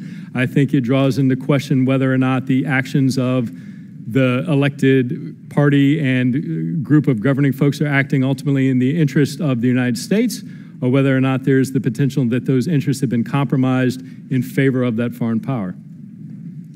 And finally, how is that threat made worse if the presidential campaign colluded or worked with the hostile foreign power? I think that would be the worst realization of that potential threat. I think you would indicate the FBI, some of that's a hypothetical. I think the FBI would approach that from the perspective that if there were people within the campaign who are colluding or working with the government of Russia, that there is very little that would be of more importance to the FBI or actually the expectation of the American people that we get to the bottom of it. The American people, I think, expect that. Frankly, any presidential candidate who might have that going on in their campaign, I think, would want to know about that and have the FBI get to the bottom of it. But any actual collusion or cooperation would be amongst the gravest threats to our democracy. Chairman, are you back? Chair thanks, gentleman. Recognized himself of the questions Chairman Gowdy asked. Your texts and emails make it appear you'd come to a conclusion on the Clinton case long before you had interviewed many witnesses, including Clinton herself. You also appear to have been pining for the impeachment of President Trump at the very beginnings of the Russia case. Does the FBI normally make such decisions on whether to recommend prosecution or exoneration so far ahead of all the facts coming to light? Typically, sir, DOJ makes prosecution decisions in cases. Do they normally make such decisions and whether to recommend prosecution far ahead of the facts coming to light? Sir, I don't think any decision, in my experience, the final decision is never made until the conclusion of the case. I think it is fair to say that in the conduct of investigations, particularly very large investigations with a lot of folks working on it, my experience is there comes a time, if you're worth your salt in the conduct of that investigation, an agent, the attorneys assigned to that will have a very good idea well before the case is concluded that there may or may not be demonstrable crimes, that there may Let me ask you this then. How many other cases on which you have worked do you recall opining on the disposition of the case months ahead of interviewing multiple witnesses? I remember quite a few cases where I or agents would discuss the prospects of the outcome of the case with prosecutors as the case was going on. From the beginning of the case, talking about what crimes may or may not be relevant, as the case proceeded to identify which elements may or may not be strong or demonstrable, as well as towards the end when we were trying to shore up evidence that may or may not be there. But and let me ask you this about that. In regard to those cases, was it normal behavior on your part to chat with colleagues in the manner you did on the Russia case about how much you despise the very person you're investigating, or complimenting the person you're investigating in the Clinton case? Is that typical? Sir, I would draw a distinction between commenting on case-related matters versus discussion of personal belief. I think those are very different matters than saying this person as a witness was not credible, or this person as a target or a subject did or didn't do something. That is a very different matter. So you could completely separate out what your personal opinion is from what you discussed with others in investigations. I'm telling you, sir, I separated out my personal belief from any But you did not do that with took. regard to Attorney Page, who was also involved in these investigations. Sir, I disagree with that. I separated out my personal beliefs from any action I took officially as an FBI agent every day. Do you recognize how your vitriol against President Trump makes it appear you could never approach the case in a fair-minded manner? Sir, of course I appreciate that. I understand. So that let's people would discuss look at a text that hits home for me. On August 26, 2016, you texted Ms. Page, quote, "Just went to a Southern Virginia Walmart. I could smell the Trump support." And smell is in capital letters, all capital letters. What does Trump support smell like, Mr. Strzok? Sir, that's an expression of speech. I clearly wasn't smelling one thing or the other. What I was commenting on is living in Northern Virginia. What does that mean? What I meant by that was living in Northern Virginia, having traveled 100 and 150 miles south within the same state, I was struck by the extraordinary difference in the expression of political opinion and belief amongst the community there. And you described that as smell in capital letters. Sir, that was a choice of the quick choice of words in a text. All right, so earlier, seen or heard. Okay, so earlier you had texted Ms. Page on that another part of Virginia, Loudoun County, which is, I think, in Northern Virginia, is, quote, still ignorant hillbillies, end quote. Is that what you meant? No, sir, not at all. That you consider Trump supporters to be ignorant hillbillies? Not at all. What did you mean by that? Well, sir, the first thing I'd tell you is, as a proud Fairfax County resident, there's a healthy sort of competition between Fairfax and Loudoun. Second thing I would tell you is that in no way did I or do I believe any resident of Loudoun County or Southern Virginia or anywhere else in the nation are any of those things. That was a flippant text. So do you understand the implications of this text when my constituents in Virginia read it? I do, sir, and I would ask you to tell them that that was a, in some cases, certainly unfortunate use of words that in no way do I believe that those things are what. Now, you and Ms. Page used personal phones and accounts to communicate. Have you turned over those communications to the Inspector General? No, sir. If not, why not? Sir, they asked, and working with my attorney, the Inspector General and I arranged an agreement where I would go through my personal accounts and identify any material that was relevant to FBI business and turn it over. It was reviewed, there was none, and my understanding is the Inspector General was satisfied with that action. We know from text that you and Ms. Page would transition to iMessage and Gmail. Who determined that messages were only personal in nature and not business related, especially since you've just testified at length that a number of the communications that you have made on government communications devices were personal in nature? Sir, the broad context of what I used personal email and phones for was personal communication. For those things that were work-related, almost universally, that material was translated into FBI systems. Certainly, if it was anything that was a record or would constitute needing to be there, it was provided, but I made that decision. So let me ask you this. When did Attorney General Lynch know that charges would not be brought against former Secretary of State Clinton? I can't answer that question, sir. That's something you'd have to ask her. Do you know whether it was prior to Lynch's announcement that she would defer to career prosecutors and Director Comey on whether to prosecute? Sir, I don't know. Clinton. Why would Lisa Page text that Lynch's decision was a, quote, real profile in courage since she knows no charges will be brought, end quote? So that's a question you have to ask her. So how did you take that statement when she texted it to you? The way I took that, sir, is that we had for many months working with a team of career attorneys in the Department of Justice, a team of attorneys from the Eastern District of Virginia, a team of agents from the FBI, been working intensively on this case. We had gone through mountains of evidence, tons of interviews, and we were looking at the various statutes that might apply to any sort of criminal conduct. And I think we were, as we surveyed that, as the attorneys looked at it, saw a number of very fatal areas where elements of the crime were lacking, our ability to demonstrate facts to prove those elements of a crime. So I think we had begun to arrive at a sense that it was going to be difficult, if not impossible, to identify any statute where we could satisfy those elements of the crime. My assumption certainly is that from the Department of Justice's perspective, those line attorneys were briefing their supervisors, who were briefing their supervisors, who were ultimately briefing the Deputy Attorney General and the Attorney General, and that she would have that same sense that it was a difficult, if not impossible, proposition to conclude that there were viable charges to be brought against Secretary Clinton. Mr. Strzok, did you ever believe these texts would become public? I did not.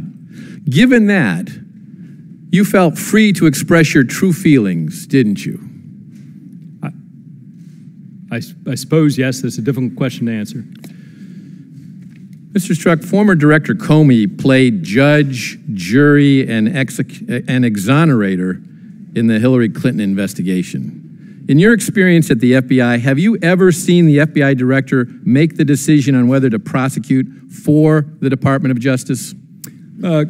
Mr. Chairman, I would not agree with that characterization of Director Comey, and in answer to your question, I have not seen it before. All right. Was that appropriate, what he did?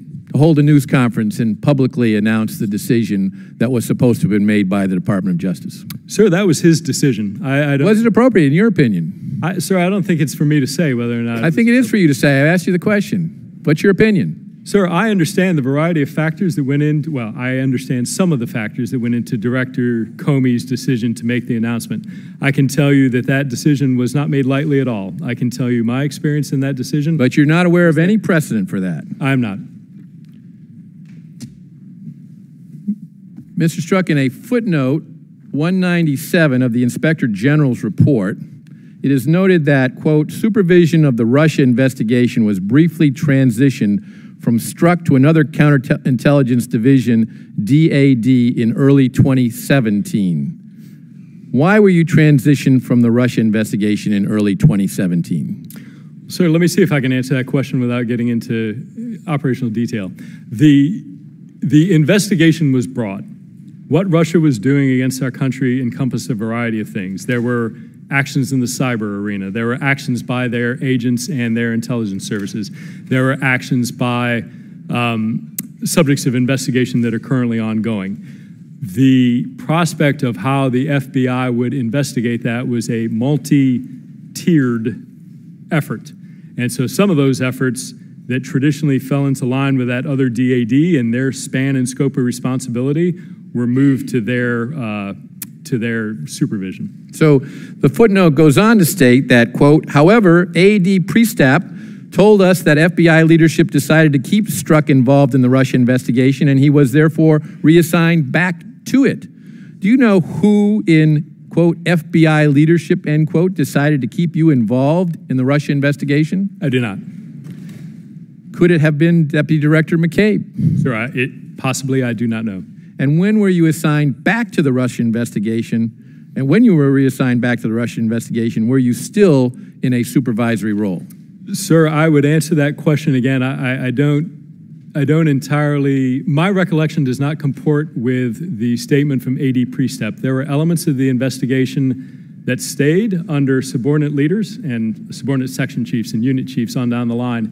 There were elements of it that were transferred to a different DAD and remained with that DAD. So my recollection is a bit different from AD Prestep's.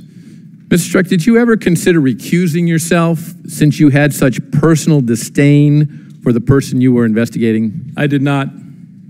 Yet others did require that ultimately. Sir, I would not characterize those decisions as subject to the same set of considerations. You don't think that it was the bias expressed in your text messages that caused Mr. Mueller to remove you from the investigation? I do not think that that bias was expressed in those text messages. I cannot speak to why Director Mueller chose to remove me from the investigation, but I can tell you that those text messages are not indicative of bias. Mr. Mueller never told you why you were being removed? My recollection of the discussion was he mentioned the existence of the text messages, and that based on that, he needed to ask me to return to the FBI. Lots of people have text messages, Mr. Strzok. Yes, sir. And my impression, not stated by him, but my impression was that based on the appearance of those messages, and in part of a desire by him to avoid even the appearance of any potential bias, that he asked me to return. But that's a question for him.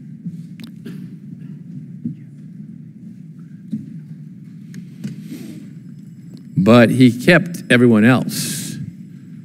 Sir, I don't know the staffing decisions that were made by Director Mueller after I departed. Including 13 Democrats.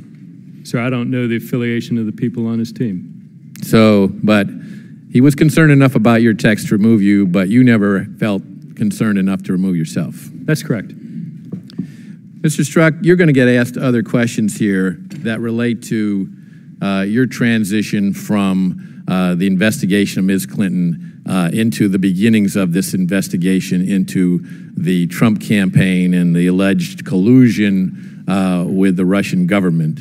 Now, Mr. Strzok, the FBI is a creation of this body. Congress created the FBI with its constitutional authority.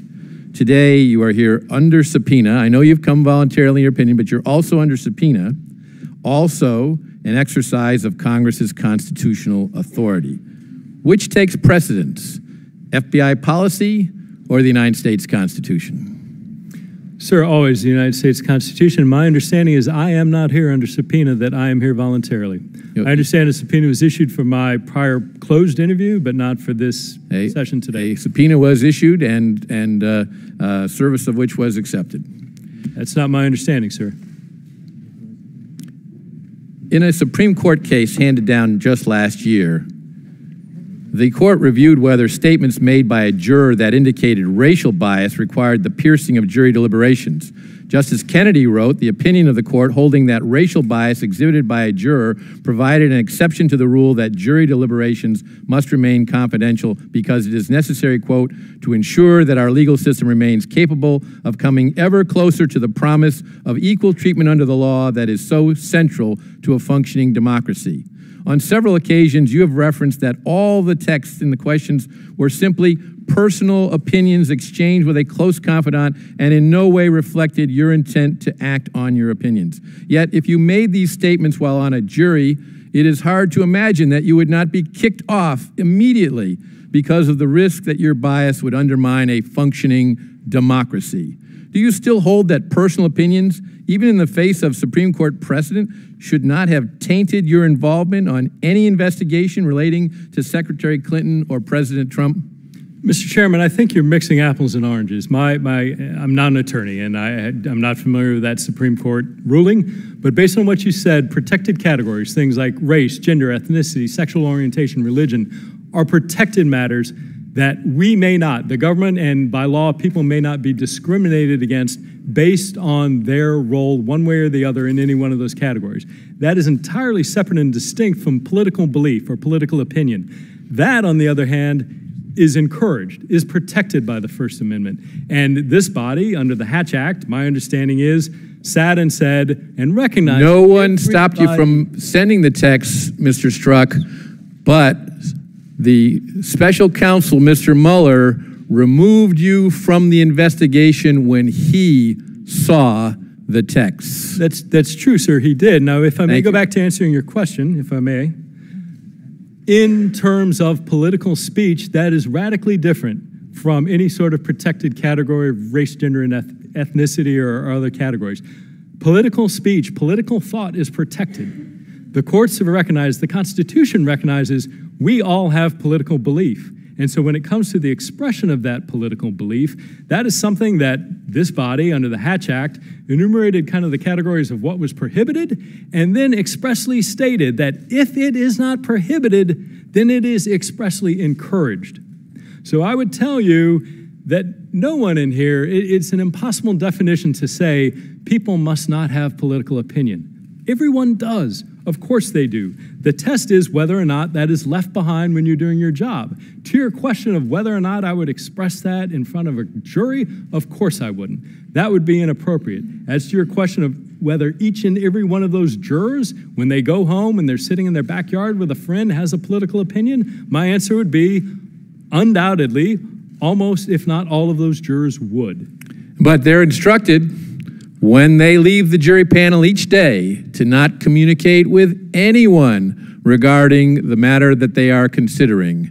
So that is a very different thing. You were considering a matter and you were conducting texts of a very biased, salacious manner that was totally inappropriate. And when Mr. Mueller saw that, he removed you. Sir, I appreciate that concern. But what I'm telling you is there is a vast difference in my mind between an action as a juror being instructed by a judge not to discuss the matters of a trial compared to a citizen of the United States. You don't suppose there's a reason why and discussing his personal You don't suppose there's a reason why that instruction made. So the chair recognizes the gentleman from New York, Mr. Nadler. Thank you. Let me begin by congratulating the witness on his completely correct statement of key First Amendment law, that people are entitled to political opinions. Now, you, sir, obviously expressed your political opinions as to Mr. Trump and Hillary Clinton and various others in text messages to Lisa Page. I did. And she to you. Yes. And these were private political opinions. Yes. Which you did not express publicly. Correct. And the Inspector General found, with respect to the investigation to Hillary, quote, "We found no evidence that the conclusions by the prosecutors were affected by bias or other improper considerations. Rather, we determined that they were based on the prosecutor's assessment of the facts, the law, and past department practices." That is correct, that is the finding of the IG, no? Yes, sir. Thank you. And with respect to the Russia investigation, the IG said that that he was disturbed by the appearance that investigative decisions might be impacted by bias, but made no such findings, and in fact hadn't completed his investigation of the Russia investigation. Is that correct? Yes, sir. Now, when people talk about the appearance, whether people on this panel or the Inspector General, the appearance of bias created by those text messages might create the appearance of bias only if they're public. Is that not correct? That's correct. Because otherwise there'd be no appearance. That's correct. And they were not intended to be public, were they? Correct. They were communications between two private individuals. True. Which are totally permitted. That's correct. Now, are FBI agents permitted to have political opinions? Yes. And as a 22-year veteran of the FBI, could you tell us, without naming names, were you familiar with the fact, with other FBI personnel having political opinions with respect to the presidential campaign? I was. And were some of these people anti-Trump? They were. And were some of these people pro-Trump? Yes. Thank you. And to your knowledge, did any of the pro-Trump bias or the anti-Trump bias in personal opinions affect decisions and investigations by the FBI? Not to my knowledge. Okay. Now, you mentioned the Hatch Act. Yes. Under the Hatch Act, the FBI is prohibited, is it not, from inquiring as to the political opinions of people it is hiring? I don't know the Hatch Act well enough to tell you. Well, I'll say that is the case. the government may not, under the Hatch Act, inquire as to the political opinions of people it is hiring for non-exempt positions. And to do so would be improper. And I must say that I think that all of these inquiries about your political opinions as revealed by these text messages are irrelevant and wrong unless it can be shown, as it has not been shown, as was found definitively not to be the case in the Hillary investigation and has not been shown in the Russia investigation, that they affected any decisions in the investigation. Let's leave it at that on that point. Now, Mr. Strzok, what is the FBI's policy? Oh, and let me say one other thing.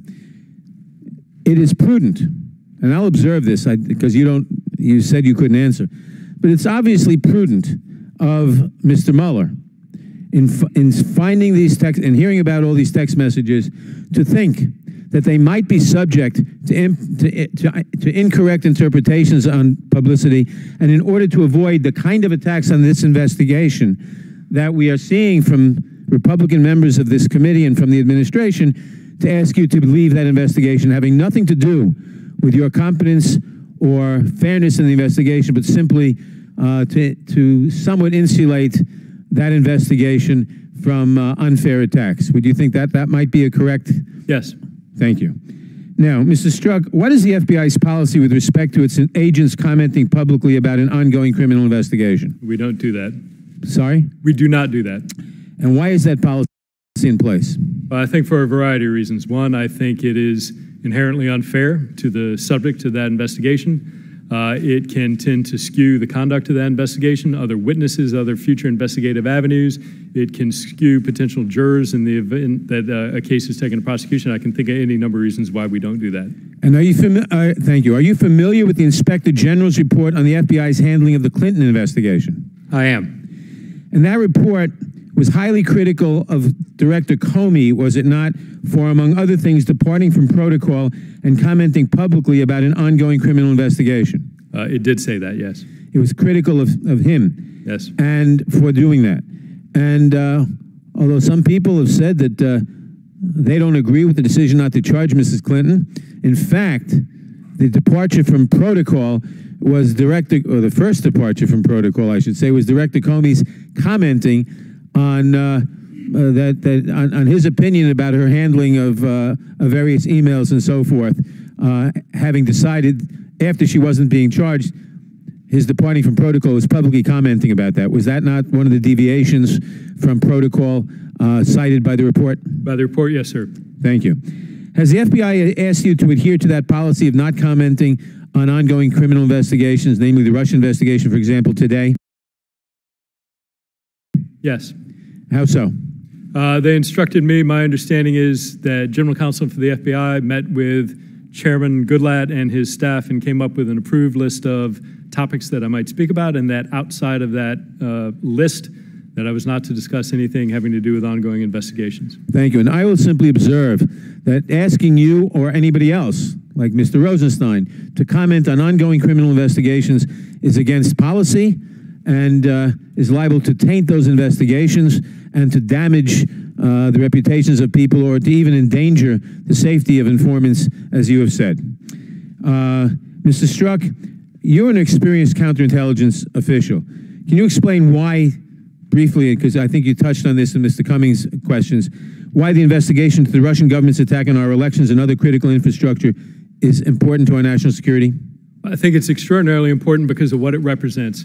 The selection of our nation's leader, of the chief executive, of the person who is charged with the defense of the United States and national security of the United States, whether that's militarily or economic, there is no greater responsibility in the land. And the way we do that, the underpinning of what we are in America, the election, is the process by which we do that. So the idea that not only a foreign nation, but an advanced, hostile foreign nation would be inserting themselves clandestinely in that process to undermine the will of the United States people is terrible. Thank you. And is that why you thought it important to prioritize, and I think it was in October of 2016, the Russian investigation, and leave Mr. Wiener's laptop to someone else you asked to look into it? The first reason I did it is because the director told me to. The director said it was our top priority, which was relayed from him and AD Prestep. And the second thing was, yes, clearly when you look at an allocation of resources based on the threat to national security, the Russia influence investigations were a much greater impact than a mishandling of classified information investigation. Thank you. But the first reason was the director told you to. Yes, sir. Thank you. How frequently does the FBI engage in counterintelligence operations against foreign powers? Every day. All the time? Yes, sir. And how frequently does the FBI investigate a possible conspiracy between a presidential candidate or campaign and a hostile foreign power? This is the first one I can remember in my lifetime. So is it fair to say that we are in unprecedented territory? Speaking from my experience, that's fair. Speaking from your experience? From my experience in the FBI, I can't. Yes. Yes, sir. And is it fair to say that our country faced and is possibly still facing a grave threat from a hostile foreign power? It is. Thank you. I think that is correct, Mr. Strzok. We know that Russia, after successfully interfering with our last elections, is actively working to disrupt the upcoming elections in 2018. We are told this by all of our intelligence agencies, all of whom still stand by their 2017 assessment that the Russian government waged a complex campaign to influence the 2016 election to the benefit of President Trump. Last week, the Senate Intelligence Committee, on a bipartisan basis, confirmed this assessment. And the Director of National Intelligence testified before the Senate Intelligence Committee about an even more urgent threat. Quote, "There should be no doubt that Russia perceived that its past efforts as successful and views the 2018 U.S. midterm elections as a potential target for Russian midterm operations." Close quote. And what is the majority's response to this problem? To launch an investigation into Hillary Clinton's emails and to do as much as they can to undermine Special Counsel Robert Mueller, who is running what is perhaps the most consequential national security investigation of this generation. When they aren't bullying you and Ms. Page, Mr. Strzok, the Republicans are usually taking aim at Deputy Attorney General Rod Rosenstein. And just as they insist on asking you questions about an ongoing investigation, questions you cannot answer, the majority insists on demanding some of the most sensitive information in the Deputy Attorney General's possession, documents he cannot provide for the same reason. They want copies, for example, of the scoping documents that lay out the special counsel's exact lines of inquiry. Such a disclosure would be dangerous and unprecedented. Republicans are in effect demanding that DOJ violate the very policies the Inspector General criticized the department for violating in 2016. This is incredibly inappropriate and dangerous, and we are forced to ask ourselves, why? Why have House Republicans been so dismissive of Russia's attacks on the United States? Why are Republicans so intent on destroying public confidence in the Justice Department and in the special counsel's investigation? Why have they abandoned House rules to pick totally unnecessary fights with you, Mr. Strzok, with Lisa Page, and with Deputy Attorney General Rosenstein? The obvious answer is because they are scared. Because President Trump is scared. Because the special counsel's investigation is operating at a breakneck pace and has already produced 5 guilty pleas and criminal charges against 23 individuals and entities. Because accountability is coming one way or another, and they are scared and they are trying to undermine the investigation and to distract attention. Now, I must say the basis of many of these questions that we are hearing today of Mr. Strzok by the majority, by the Republicans, is the 11-hour interview with Mr. Strzok. And I now call upon the majority to release that transcript in full today. This will show that this is the entire joint investigation is at best a partisan distraction from more important matters. But the witness before us today, Mr. Strzok, testified not under confidentiality, but not under confidentiality rules, but in private for 11 hours. There is nothing that prevents the majority from releasing that transcript. Selective portions of that transcript have been leaked by members of the majority, misleading portions taken out of context. And I don't know if demand is the right word, but I demand insofar as I can that transcript be released in full so that people can see it, can see the testimony today, and can make better judgments. And I ask the chairman now to order the release of that transcript. Will the chairman do so? Not today. Will the chairman ever do so? You can direct your questions to the witness. That's your time to do that, not to discuss this. I will observe that the chairman will not answer the question and that this is part of the continuing evasion and attempt at obfuscation because Will the gentleman yield? No, not at the moment. I will in a moment when I finish the sentence. Because we know the pattern. And the pattern is we're not releasing transcripts except parts of them that may convey the impression, false or true, that we want to convey. There is no legal reason why this transcript should not be released.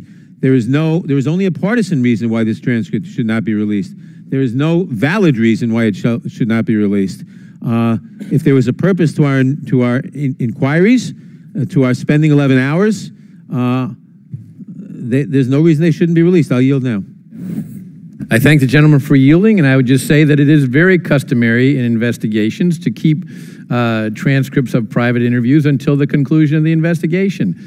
This investigation certainly hasn't concluded, and it is very appropriate that the questions that were asked and the answers given are not shared with other potential witnesses. Reclaiming my time, I will observe that many of the same questions are being asked today, number one, but number two, given the fact that selective portions of the transcript have been leaked, I think that changes that. I'll yield to Mr. Cicilline. I was just going to inquire. I've sort of been trying to get the answer to this question, but to the extent that this transcript is available to all of us, I intend to release it. I can't find any prohibition that makes us unable to release it in our rules.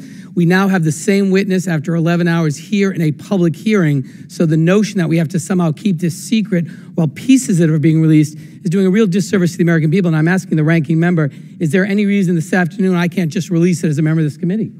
Would the ranking member yield? Let me, 1 second. I'm not aware of any, but I have to look at the House rules and all. I will yield. I thank the gentleman for yielding. It is correct that both members on the Republican side and the Democratic side have used quotations from the transcript for the purpose of interview and a hearing, and that is a legitimate use of the transcript. And I'm reclaiming my time. Some members have also used it for the purpose of talking to the news media, and that may be or may not be an appropriate use. But be that as it may, the transcript should be released. I'll yield back. Gentleman yield. Yes, I'll yield to the gentleman from Maryland. I'd like to ask the ranking member if it's legitimate within the rules of the committee and the House of Representatives for members to release certain portions of the overall transcript. Is there anything that would prevent us from releasing the entire transcript? I'm unaware of anything that would, off the top of my head, that would prevent a member from releasing the transcript. But that's off the top of my head. I wouldn't want to say that definitively. Mr. Chairman, are you aware of anything that would preclude us from doing that? Yeah, the decision is made by the chairman of the committee. Before I yield back, let me just say, we don't want portions released. I'm not in the practice of having the chairman of the committee make decisions for me. So could you explain to me, is there a rule that precludes me from this afternoon releasing this transcript? If it's just your preference, that's not sufficient. This is a conduct of an investigation. The chair of the two committees are conducting that investigation. We will decide when transcripts of private interviews are going to be released. No one on this side of the aisle has released it other than to ask a question based upon it in a hearing, which is an appropriate use of it. Reclaiming my time. We could release it as part of this hearing. Reclaiming my time, I will observe that some members have released parts of the transcript by being quoted in the media, not for questions here. Does the gentleman from Rhode Island still want time? I just have a unanimous consent request. I'd ask unanimous consent that the transcript of this witness be made an official part of this record in its entirety. I object. Objection is heard. The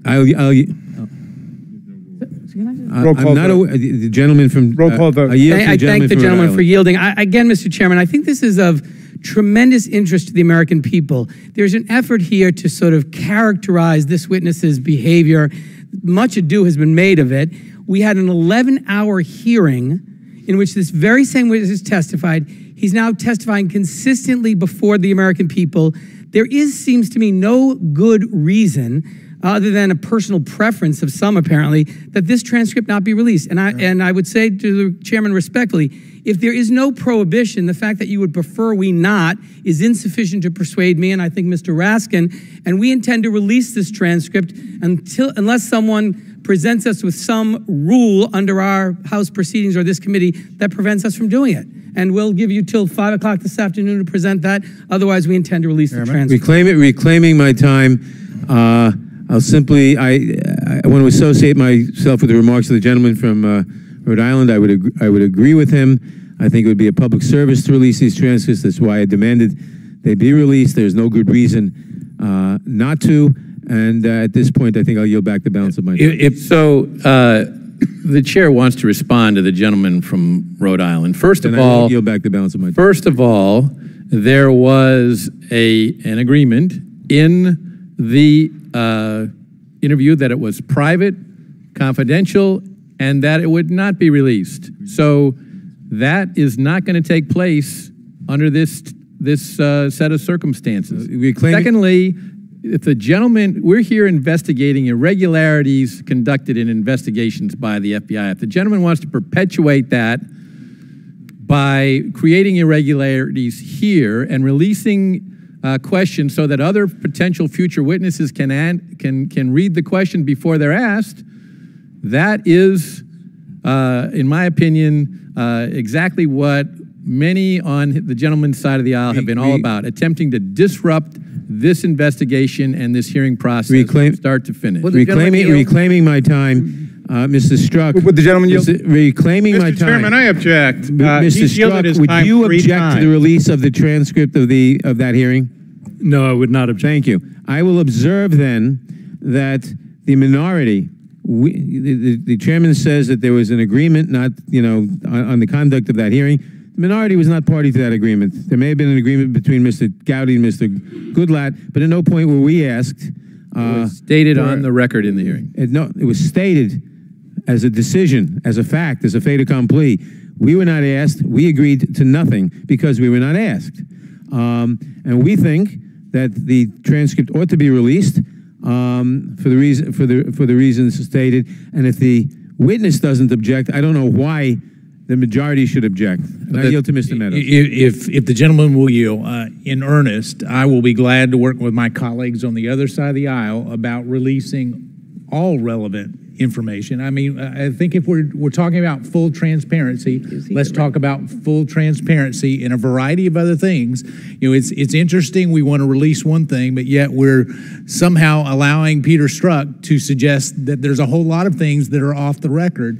And so, but I will work in earnest with my colleagues. I appreciate the gentleman, and let me simply say that we are not disrupting a legitimate investigation into the investigation. The Republican investigation is intended to and is trying to disrupt the investigation into the Russian interference in our election by the special counsel. Would the gentleman That's yield? what's really at stake. I yield back. The gentleman yields back. All right. So now that the chairman and the ranking member have had ample time to ask questions, and I think that the gentleman from New York has the record, we are going to move, because we have 72 more members who have questions to ask, to strict adherence to the 5-minute rule, and we'll begin by recognizing the gentleman from Wisconsin, Mr. Sensenbrenner, for 5 minutes. Thank you very much, Mr. Chairman. Let me observe that, there have been all kinds of complaints about leaking transcripts and things like that. One of the reasons we are here today is because there has been a flood of leaks out of the Justice Department about what is going on. It's barely a day goes by when you can't pick up the newspaper and find out that it's rumored this and rumored that. And then we have a witness from the FBI that comes up here and says, oh, no, we can't talk about that here to the Congress, which has constitutional oversight responsibility because it's against our rules. Well, I hope there'd be a few prosecutions of people out of justice that have been leaking this stuff to the various news media. Now, I want to get to looking at statutes. You look at rules, I've been looking at statutes. And somehow along the line, in the report on the conclusions of the Clinton investigation, the word gross negligence was changed to extremely careless in determining Mrs. Clinton's handling of classified information. Now, gross negligence would mean that it would subject her to criminal liability. Extremely careless would have the opposite effect. It would not. So I'd like to ask you, Mr. Strzok, a couple questions about that. The original May 2nd draft of the statement that Director Comey was making, he characterized Mrs. Clinton's actions as grossly negligent. Is that correct? That's my recollection, yes. Yes. And are you aware that gross negligence was changed to extremely careless in the eventual statement? Yes. Okay. Now, do you recall at the June 6, 2016 meeting attended by you and Mr. Ribicki, Ms. Moyer, Mr. Maffa, and Lisa Page to discuss the language of the statute on whether to use grossly negligent or something else in the draft statement? What was discussed at that meeting? So, sir, I don't remember that specific meeting. There are a variety of meetings with a bunch of people that included discussion of this concern. Okay. Did the alternative phrase extremely careless come up at the meeting? It did at some point, sir. I don't know if it was during that meeting or at another one. I don't remember that. Whenever it happened, who brought it up? My recollection, sir, is that somebody within our Office of General Counsel did. It was one of the attorneys. I don't remember which. You don't remember who did? No, it was a legal issue that one of the attorneys brought up. Okay. Now, immediately after that meeting, metadata shows that you modified the draft statement on June 6th. Is this when the phrase grossly negligent was changed to extremely careless? Sir, again, I don't recall specifically when it happened. I am aware as well of that metadata. My recollection is of working on the draft with a group of us in my office, because it was the largest office, and taking the inputs of probably 5 to 10 different people. It was made there. Was it your computer that put the change into the statement? Based on my subsequent review of that metadata, I believe that to be true. Okay, and who has access to your computer? Anybody beside you? No, I do. My secretary had access to elements of it, but... and why was the change made? You know, you were in the meeting where it was agreed that the change would be made. Why was that? My recollection, sir, again, was this was, and I'm not an attorney, my recollection was that attorneys within the FBI had raised the concern that the use of gross negligence triggered a very specific legal meaning. In a legal context... Yeah, criminal. In the legal... Criminal. That's exactly right. In a legal context, grossly negligent is used in various statutes to, particularly one of the mishandling statutes in 793, to talk about a criminal element of the criminal offense. Okay. And so, sir, if I may quickly, and I promise I'll well, take so my time. let me say this change was Hillary's get out of jail free card, right? Absolutely not, sir. Well, not in any way. Hillary hasn't been prosecuted, so if she wasn't grossly negligent but was extremely careless, you know, then there's no criminal standard involved. With grossly negligent, there is. Sir, I think there are a lot of things I would disagree with in that assertion. First is she received no get out of jail free card. We pursued the facts. She did get a get out of the White House free card when the voters cast their votes. Sir, I've heard that said a lot, and I can tell you there's nothing further from the truth. Oh, there was an effort. Trump won. That's the truth. So, sir, what I would tell you with regard to that decision, there was concern within the perspective of a legal definition of that term that people would draw an inference based on that use that it was necessarily talking about a particular subset of a statute. My understanding is... My time is just about up. That rates 4 Pinocchios. I yield back. Sir, Mr. Chairman, may I respond? Gentleman may respond. Sir, what I would tell you with regard to that decision is that there was concern about the use of the word grossly negligent, and the question of whether or not Director Comey wanted to convey that in the sense of applying the elements of a crime, and that whether or not his use, when people heard that, particularly when lawyers looked at it, whether or not they would interpret that as his saying that she did or did not commit any particular statute. My recollection is that the lawyers, based on that, looking at the use of the word grossly negligent, looking at the way that's been defined, looking at the statute where it occurs, both realized that that was probably not what he wanted to say, and ultimately he made the decision to change that wording. and convey what it was he did want to say, and that all of those discussions were generated based on a legal discussion of the use of that term as a legal definition, not as a indicia of violation of any particular statute at all. The chair recognizes the gentlewoman from California, Ms. Lofgren, for 5 minutes. Thank you, Mr. Strzok. I think it would be easier, going back to the last question, if you were simply able to indicate, to your knowledge, whether the evidence would have supported the use of gross negligence, and apparently the decision made by the lawyers in the FBI was that that was not the case, and therefore that term should not be used.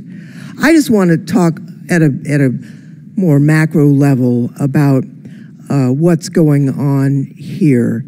You know, one of the things I try and do is to imagine how I would feel if various things had been done or said about a member of my own party who was president, and how I would react, because I think it's important to try and understand that. And when you take a look at the text that you sent, I think you've acknowledged that it would make people who were supporters of Trump uneasy about your intentions. And I think that was reflected in the Inspector General's report. And I think obviously that brought suspicion of you and the FBI among people who were Trump supporters. The fact that you also had highly critical texts of the Attorney General Eric Holder, of Governor Martin O'Malley, of Senator Bernie Sanders, I mean, isn't really relevant. They were not, to the best of my knowledge, subject to an investigation. And so, you know, it was important that the Inspector General go in and take a look to find out for us, for this committee, and for the American people what really happened. And he did. He went in, he spent a lot of time, he interviewed many people, and here was his conclusion. He did chastise you, and I understand you accept that admonishment, but found that there was no evidence whatsoever of political bias in the decisions made in that investigation. And a direct quote, we did not find documentary or testimonial evidence that improper considerations were made.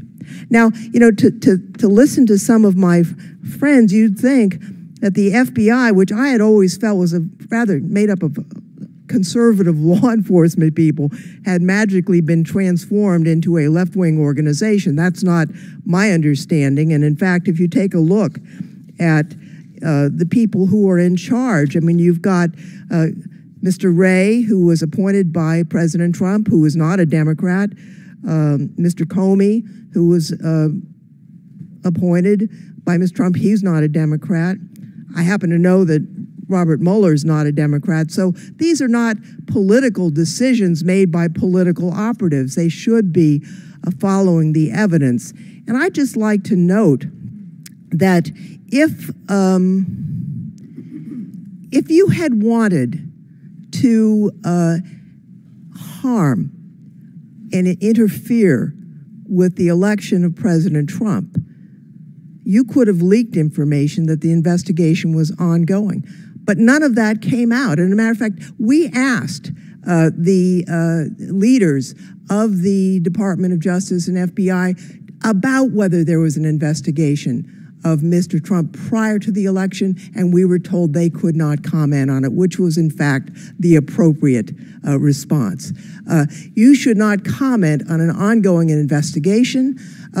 If you find something, you have an indictment. If you don't find something, you say nothing. That's where Mr. Comey erred. He violated that policy and he damaged the campaign of one of the candidates, and the rest is history.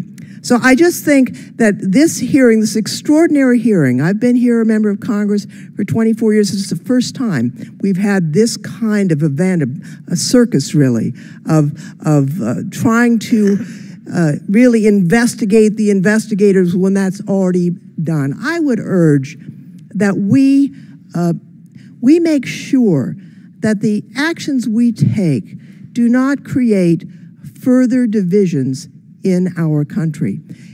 You know, President Trump tweeted a few months ago, quote, "The top leadership and investigators of the FBI and the Justice Department have politicized the sacred investigative process in favor of Democrats and against Republicans, something which would have been unthinkable just a short time ago." Is that tweet supported by the Inspector General's report, No. Mr. Strzok? No, it is not. I would hope that those of us on the committee who believe in the rule of law, who understand that our country will be damaged if we allow political divisions to attack our law enforcement agencies, to undercut investigations, that we will be harming our country in a way that our enemies, including Russia, hope we would do. That's why they interfered in our election, to cause us harm, to create division among the American people and among us here in the halls of government. So I would ask that we take yes for an answer. The Inspector General did investigate this matter. He found out there wasn't political influence, and we wait for the results of Mr. Mueller's investigation. I pray that we find that our president was not involved. That would be great news for our country, and if that's Mr. Mueller's finding, I will accept it, not investigate it. I hope that we can put our partisanship at the door, step back from the precipice that we are finding ourselves now, and I would hope that this hearing, which I think serves no good purpose for our country, could be brought to an end.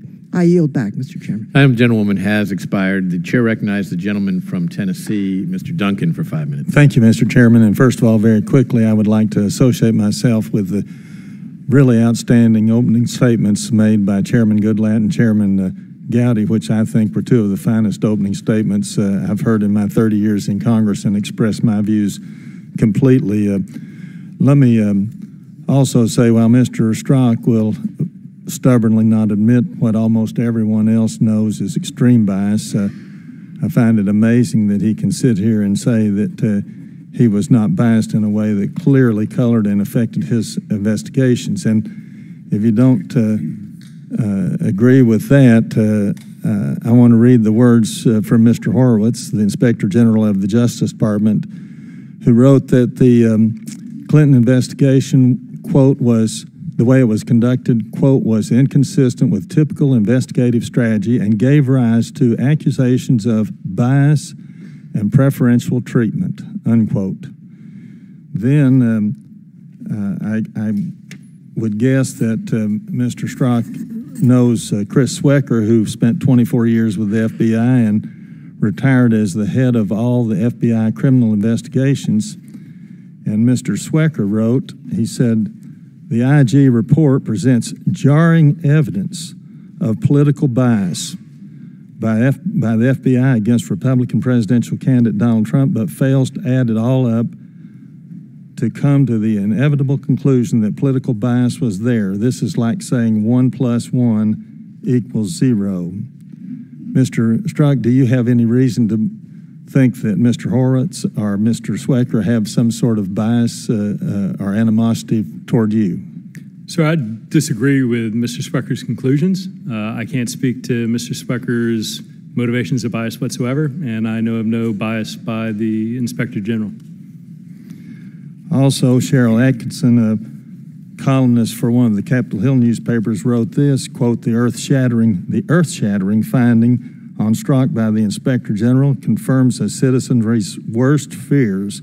A high-ranking government intel official allegedly conspired to affect the outcome of a U.S. presidential election. Let me ask you this, Mr. Strzok.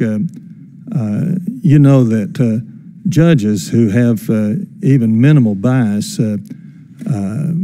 are required to recuse themselves from a case. Do you think that FBI agents are have some sort of that they're special people who shouldn't be held the same high standards that judges are in deciding where to recuse themselves? Sir, I would absolutely say that FBI agents, judges, all are expected that whatever their personal beliefs, that they set those beliefs aside in their pursuit of the truth or their application of the law. So you don't believe that you were entitled to a lower standard I believe and I used was, that. I believe I am held to the highest standard and that I abided by that.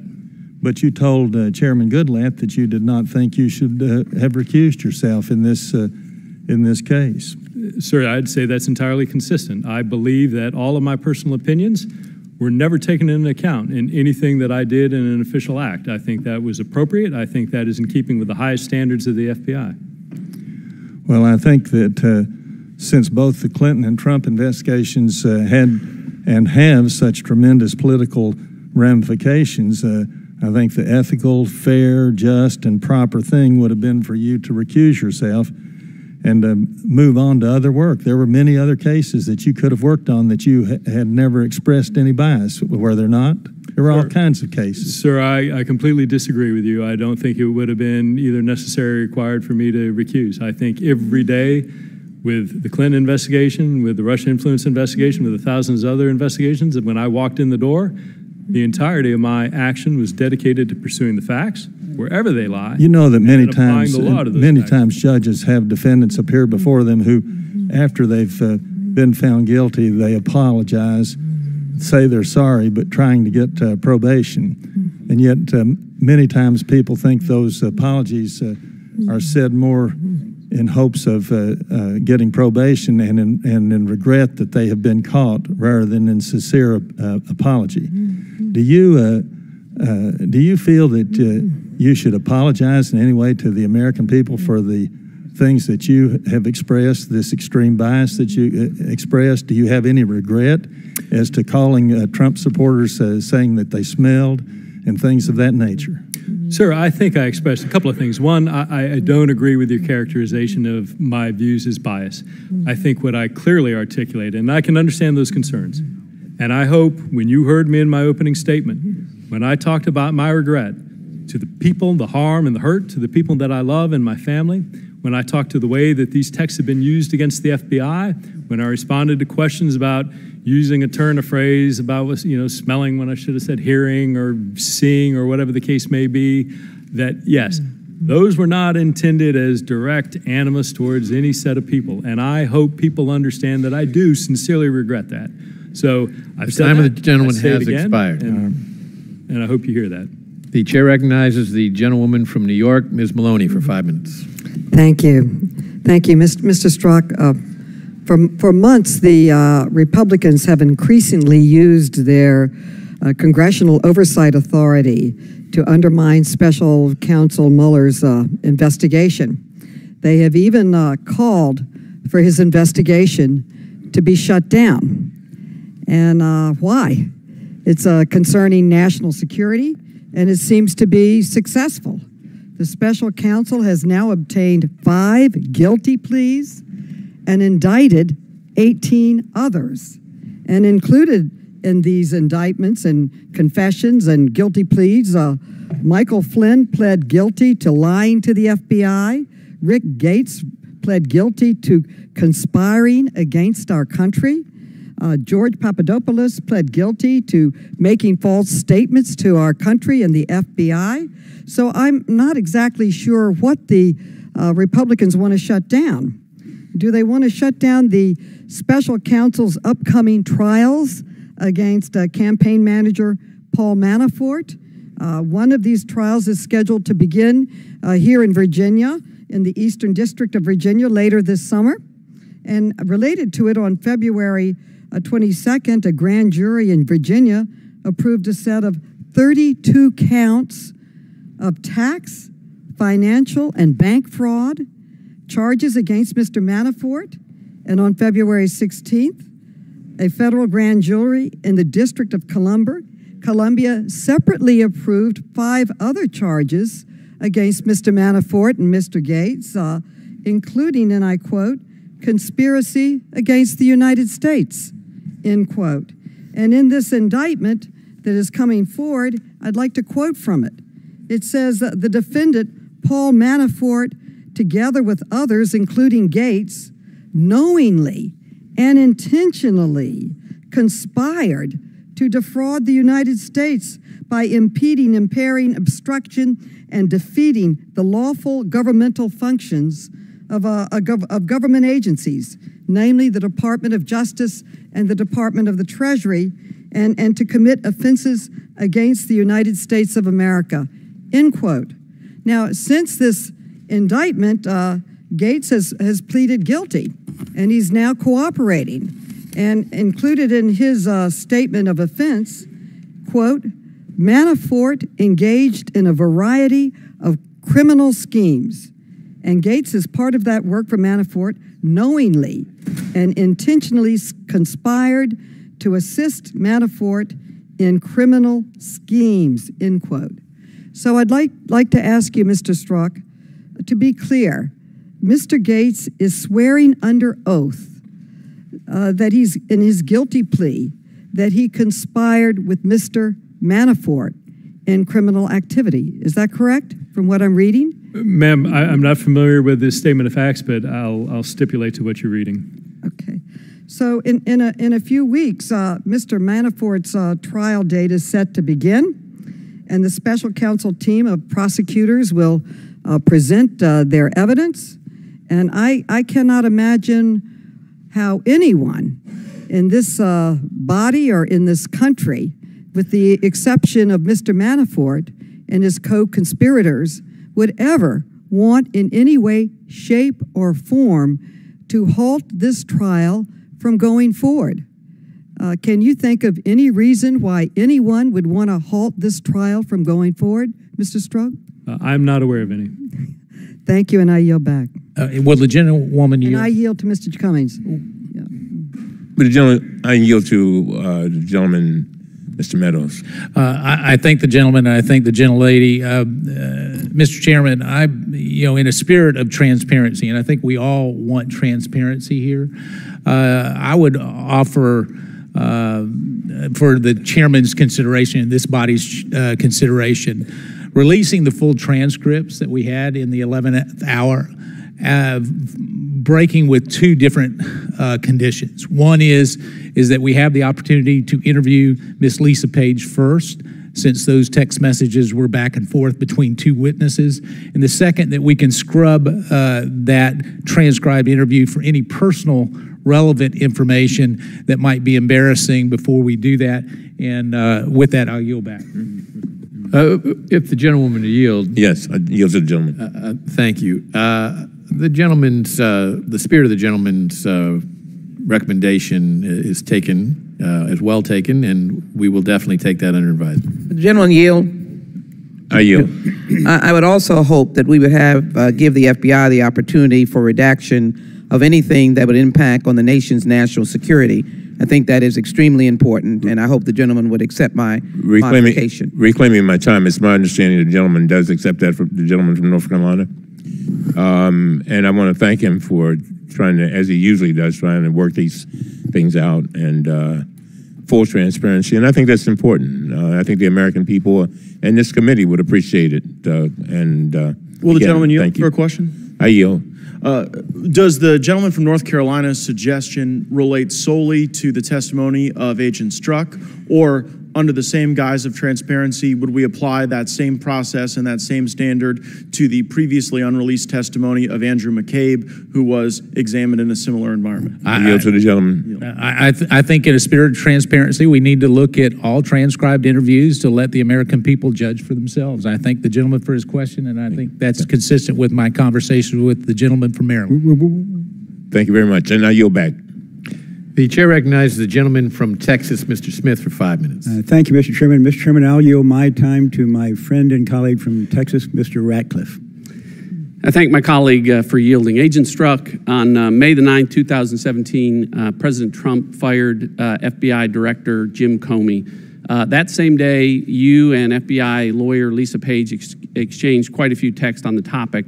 At 8:14 p.m. on that day, you texted Ms. Page and said, quote, "And we need to open the case we've been waiting on now while Andy is acting," end quote.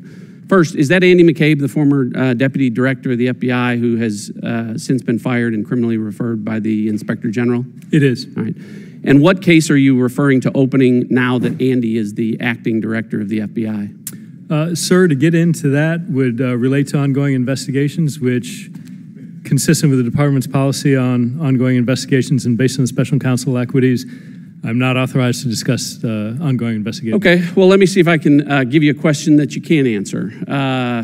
You sent 4 more texts to Ms. Page, and her first response to you at the bottom of that page you're looking at is, quote, we need to lock in, and then there's a black mark where someone's name's been redacted. We need to lock in redacted in a formal, chargeable way, period. Soon, period. Whose name's been blacked out? Sir, I don't know. I need to see the original list or original text.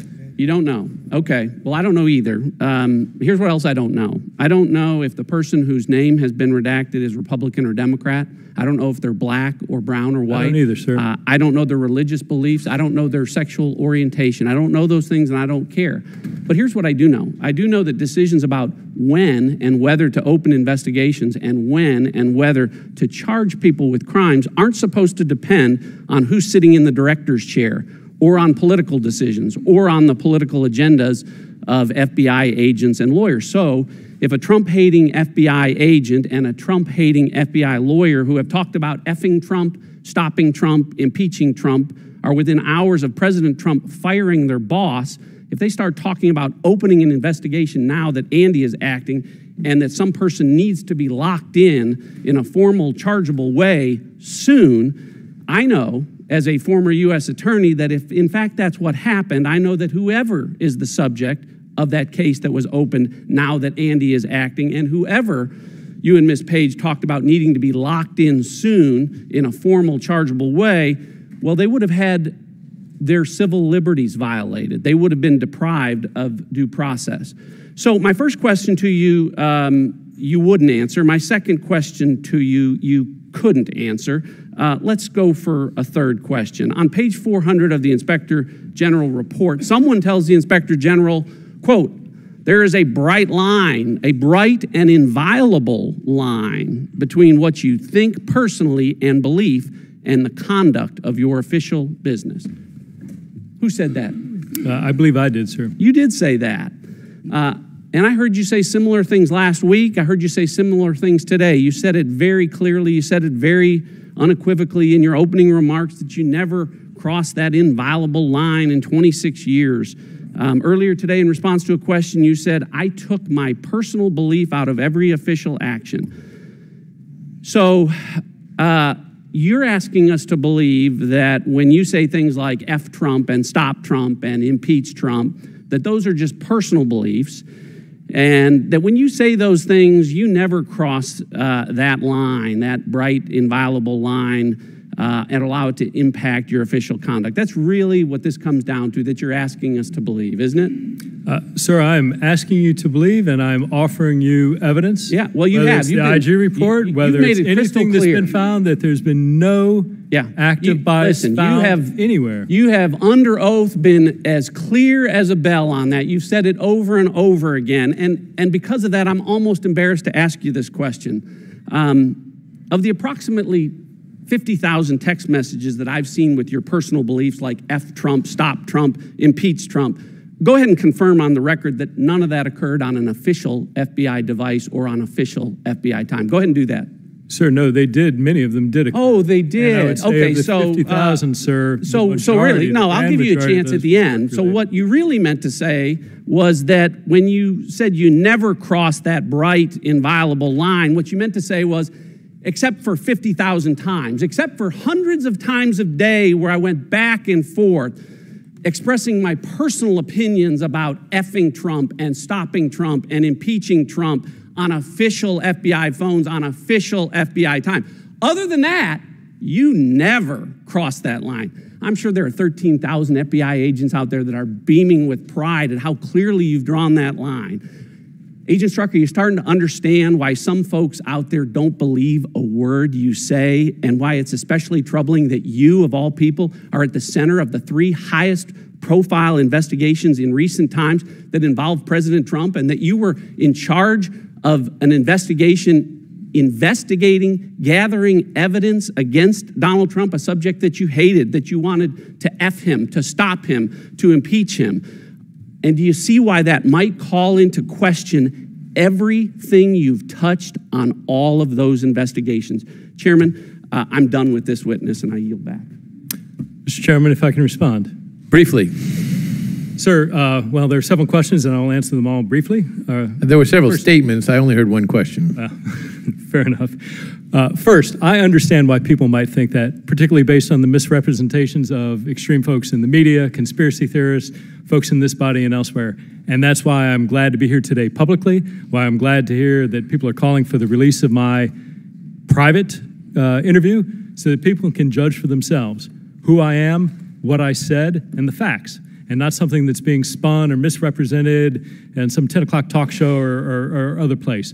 So absolutely, I can understand that, and I'm glad that the facts are coming out. Second, sir, to your earlier point about, I never, and I am unaware of any case being opened that represented some violation of civil liberties or a removal of due process rights. I have never done any activity, opened any case with regard to that. And when you look in the context of what had occurred, sir, during the time that Director Comey had been fired, where the president said initially that that had occurred because of a memorandum written by the Deputy Attorney General looking at his conduct in the Clinton investigation, and then days afterwards pivoting and telling Russian diplomats and Lester Holt that it was because of the Russia investigation and a huge burden had been taken off his shoulders. We all were very concerned about, from an investigative standpoint, the pace and severity and the unprecedented nature of facts and events that were unfolding, and our investigative desire. I did say briefly to go. I appreciate that, Mr. Chairman. I'm wrapping up. In that regard, though, desire to lock things in before things change was very important to us. Pointed to your response, however, and in the interests of full transparency, and to Mr. Ratcliffe's point, will you authorize the release of all of the other text messages that have not been released to the Congress to this point? Sir, I would authorize the release of any work-related text messages that are out there. But the question is, what's work-related and what is not?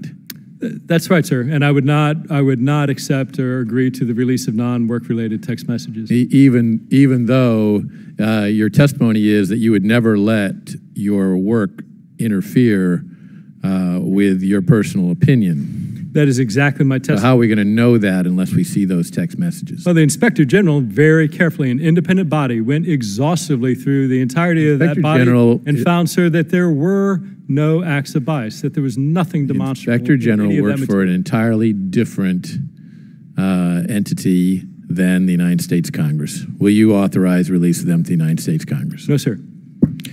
Mr. Chairman, point of inquiry. I'm trying to understand his answer. My understanding was that the Inspector General did not see what he is claiming to be his personal text, that they were requested, and he delivered what he said was business related. So if I understand correctly, no one has seen anything that he determined, Mr. Strzok determined, would not be delivered because in his opinion, they were not business related. I have a number of texts in front of me that I would say were very personal that we're looking at that undoubtedly he would have objected to turning over. The gentleman makes a very good point. He may want to ask questions about that when he is shortly to be recognized. But first, we're going to recognize the gentlewoman from Texas, Ms. Jackson Lee, for 5 minutes. Mr. Chairman, thank you very much. I'm sorry my colleague walked out before Mr. Strzok could give his answers. I hate no one. I do not hate the administration, the president, my colleagues. In fact, I love this nation. I honor this nation. And so I believe it is important that we stand on the force of truth in the Constitution. In the oversight of these two committees, it is unfortunate that none of these committees, Judiciary or Oversight, have decided to pursue more precious or more important issues than asking about Hillary Clinton's emails, which have been well documented, that there was no criminal impact, and in essence, she was vindicated by the Inspector General's report and other reports. Unfortunately, this has become a fishing expedition. What we have not done is investigated the children being stolen away from their families, nor have we looked at our president meeting with Mr. Putin, getting his annual performance review while offending our NATO allies. Foreign policy scholars are aghast that this president, one who famously refused to read his briefing materials, will be meeting with Mr. Putin. In addition, we're wasting time doing the Clinton investigation rather than investigating the role that Russia played in the 2016 elections. Unanimous and unassailable assessment of the intelligence community is that the Russians helped Trump over Hillary and intended to harm her. In the judgment of the Republican-controlled Senate Intelligence Committee, they agree with that assessment. Unfortunately, the president and House Republicans do not agree. The leader of Russia is known to have sanctioned murder of dissidents, jailed journalists, and this is the president who is described as easy to meet with. Neither the Judiciary Committee or the Oversight Committee has investigated the president's indicating that he can pardon himself. So here we are, Mr. Strzok, to ask you questions. I saw you in the closed session. I think you're a credible witness, and I believe you love America. My questions only require yes or no. Did anything you did or say in 2016 change the fact that Trump campaign associate Carter Page was under counterintelligence surveillance going back to 2013? Anything that you did, yes or no, sir? No. Did anything you did or say in 2016 change the fact that in March 2016, the president met with George Papadopoulos, who would later plead guilty for lying to the FBI? No. Did anything you did or say in 2016 change the fact that Donald Trump Jr. met with agents of the Russian government in Trump Tower in 2016? No. Did anything you did or say in 2016 change the fact that the president asked Russians to hack into Hillary Clinton's emails? No. Did anything you did or say in 2016 change the fact that Paul Manafort, who has pleaded guilty, in fact, that in July 2016 that Paul Manafort changed the GOP party platform at the 2016 GOP convention in order to benefit Russia, or change the platform? Ma'am, without saying whether or not that's accurate, no. Did anything you did or say in 2016 change the fact that in May 2016, George Papadopoulos was drunk in a London bar bragging about how Russians had dirt on Hillary Clinton? Again, ma'am, without confirming whether or not that's accurate, no. Did anything you do or say in 2016 change the fact that when Donald Trump was presented with dirt on Hillary Clinton, he responded, "I love it"? Again, ma'am, only commenting on public accounts of that, no. Did anything in the IG report change the fact that Donald Trump Jr. was communicating with WikiLeaks' Julian Assange about the timing of releasing emails designed to harm Hillary Clinton? Anything you do? Anything I did, no.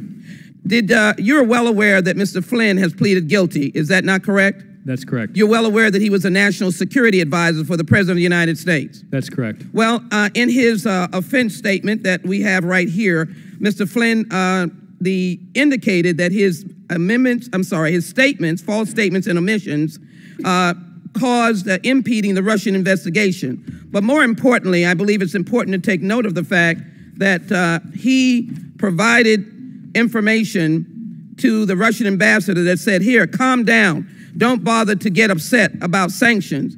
And according to a whistleblower, he said the sanctions would be, quote, ripped up to allow money to start flowing to one of Flynn's business projects. You had no interference with that, did you not? I did not. And you had no involvement, if you will. During your June 2018 interview, I noticed some concern in your voice when recalling the 2016 campaign season, specifically October 2016, and specifically as it relates to the state of Trump-Russia investigation. Why were you so concerned about what was happening at that time? I'm sorry, ma'am, would you rephrase that question? During your June 2018 interview, I noticed some concern in your voice when recalling the 2016 campaign season, specifically October 2016, and specifically as it relates to the state of the Trump-Russia investigation. Why were you so concerned about what was happening at that time? Well, I think trying to keep this at a level, not talking about open investigations. Only yes, ma'am. So the predicating information, the information we had, which was alleging a Russian offer of assistance to a member of the Trump campaign, was of extraordinary significance. It was credible. It was from an extraordinarily sensitive and credible source. And as we looked at what that represented, the key time was obviously coming into the election. And so for us, there was absolutely a need to, one, this was a serious allegation, two, of extraordinary gravity, and three, given the fact that the election was upon us and that if, in fact, then candidate Trump were elected, that whether he or certainly more likely or possibly members of his campaign were actively working with the Russians, we needed to get to the bottom of that. It could be that none of them were. It could be that some, or it could be on a far worse scale, but the urgency for us to understand what was going on in advance of the election and certainly in advance of any inauguration, I can't overstate the importance of that. I thank you, Mr. Chairman. May I put into the record, I ask unanimous consent to put into the record articles, including the one by Chris Saliza, no evidence struck biased the investigation in any meaningful way. Without objection. I thank you, and the patriotism of this witness and all of us should indicate that certainly Russian The time of the gentlewoman has expired. I yield back. Thank you. The gentleman just answered questions regarding the substance of the Trump-Russia collusion investigation.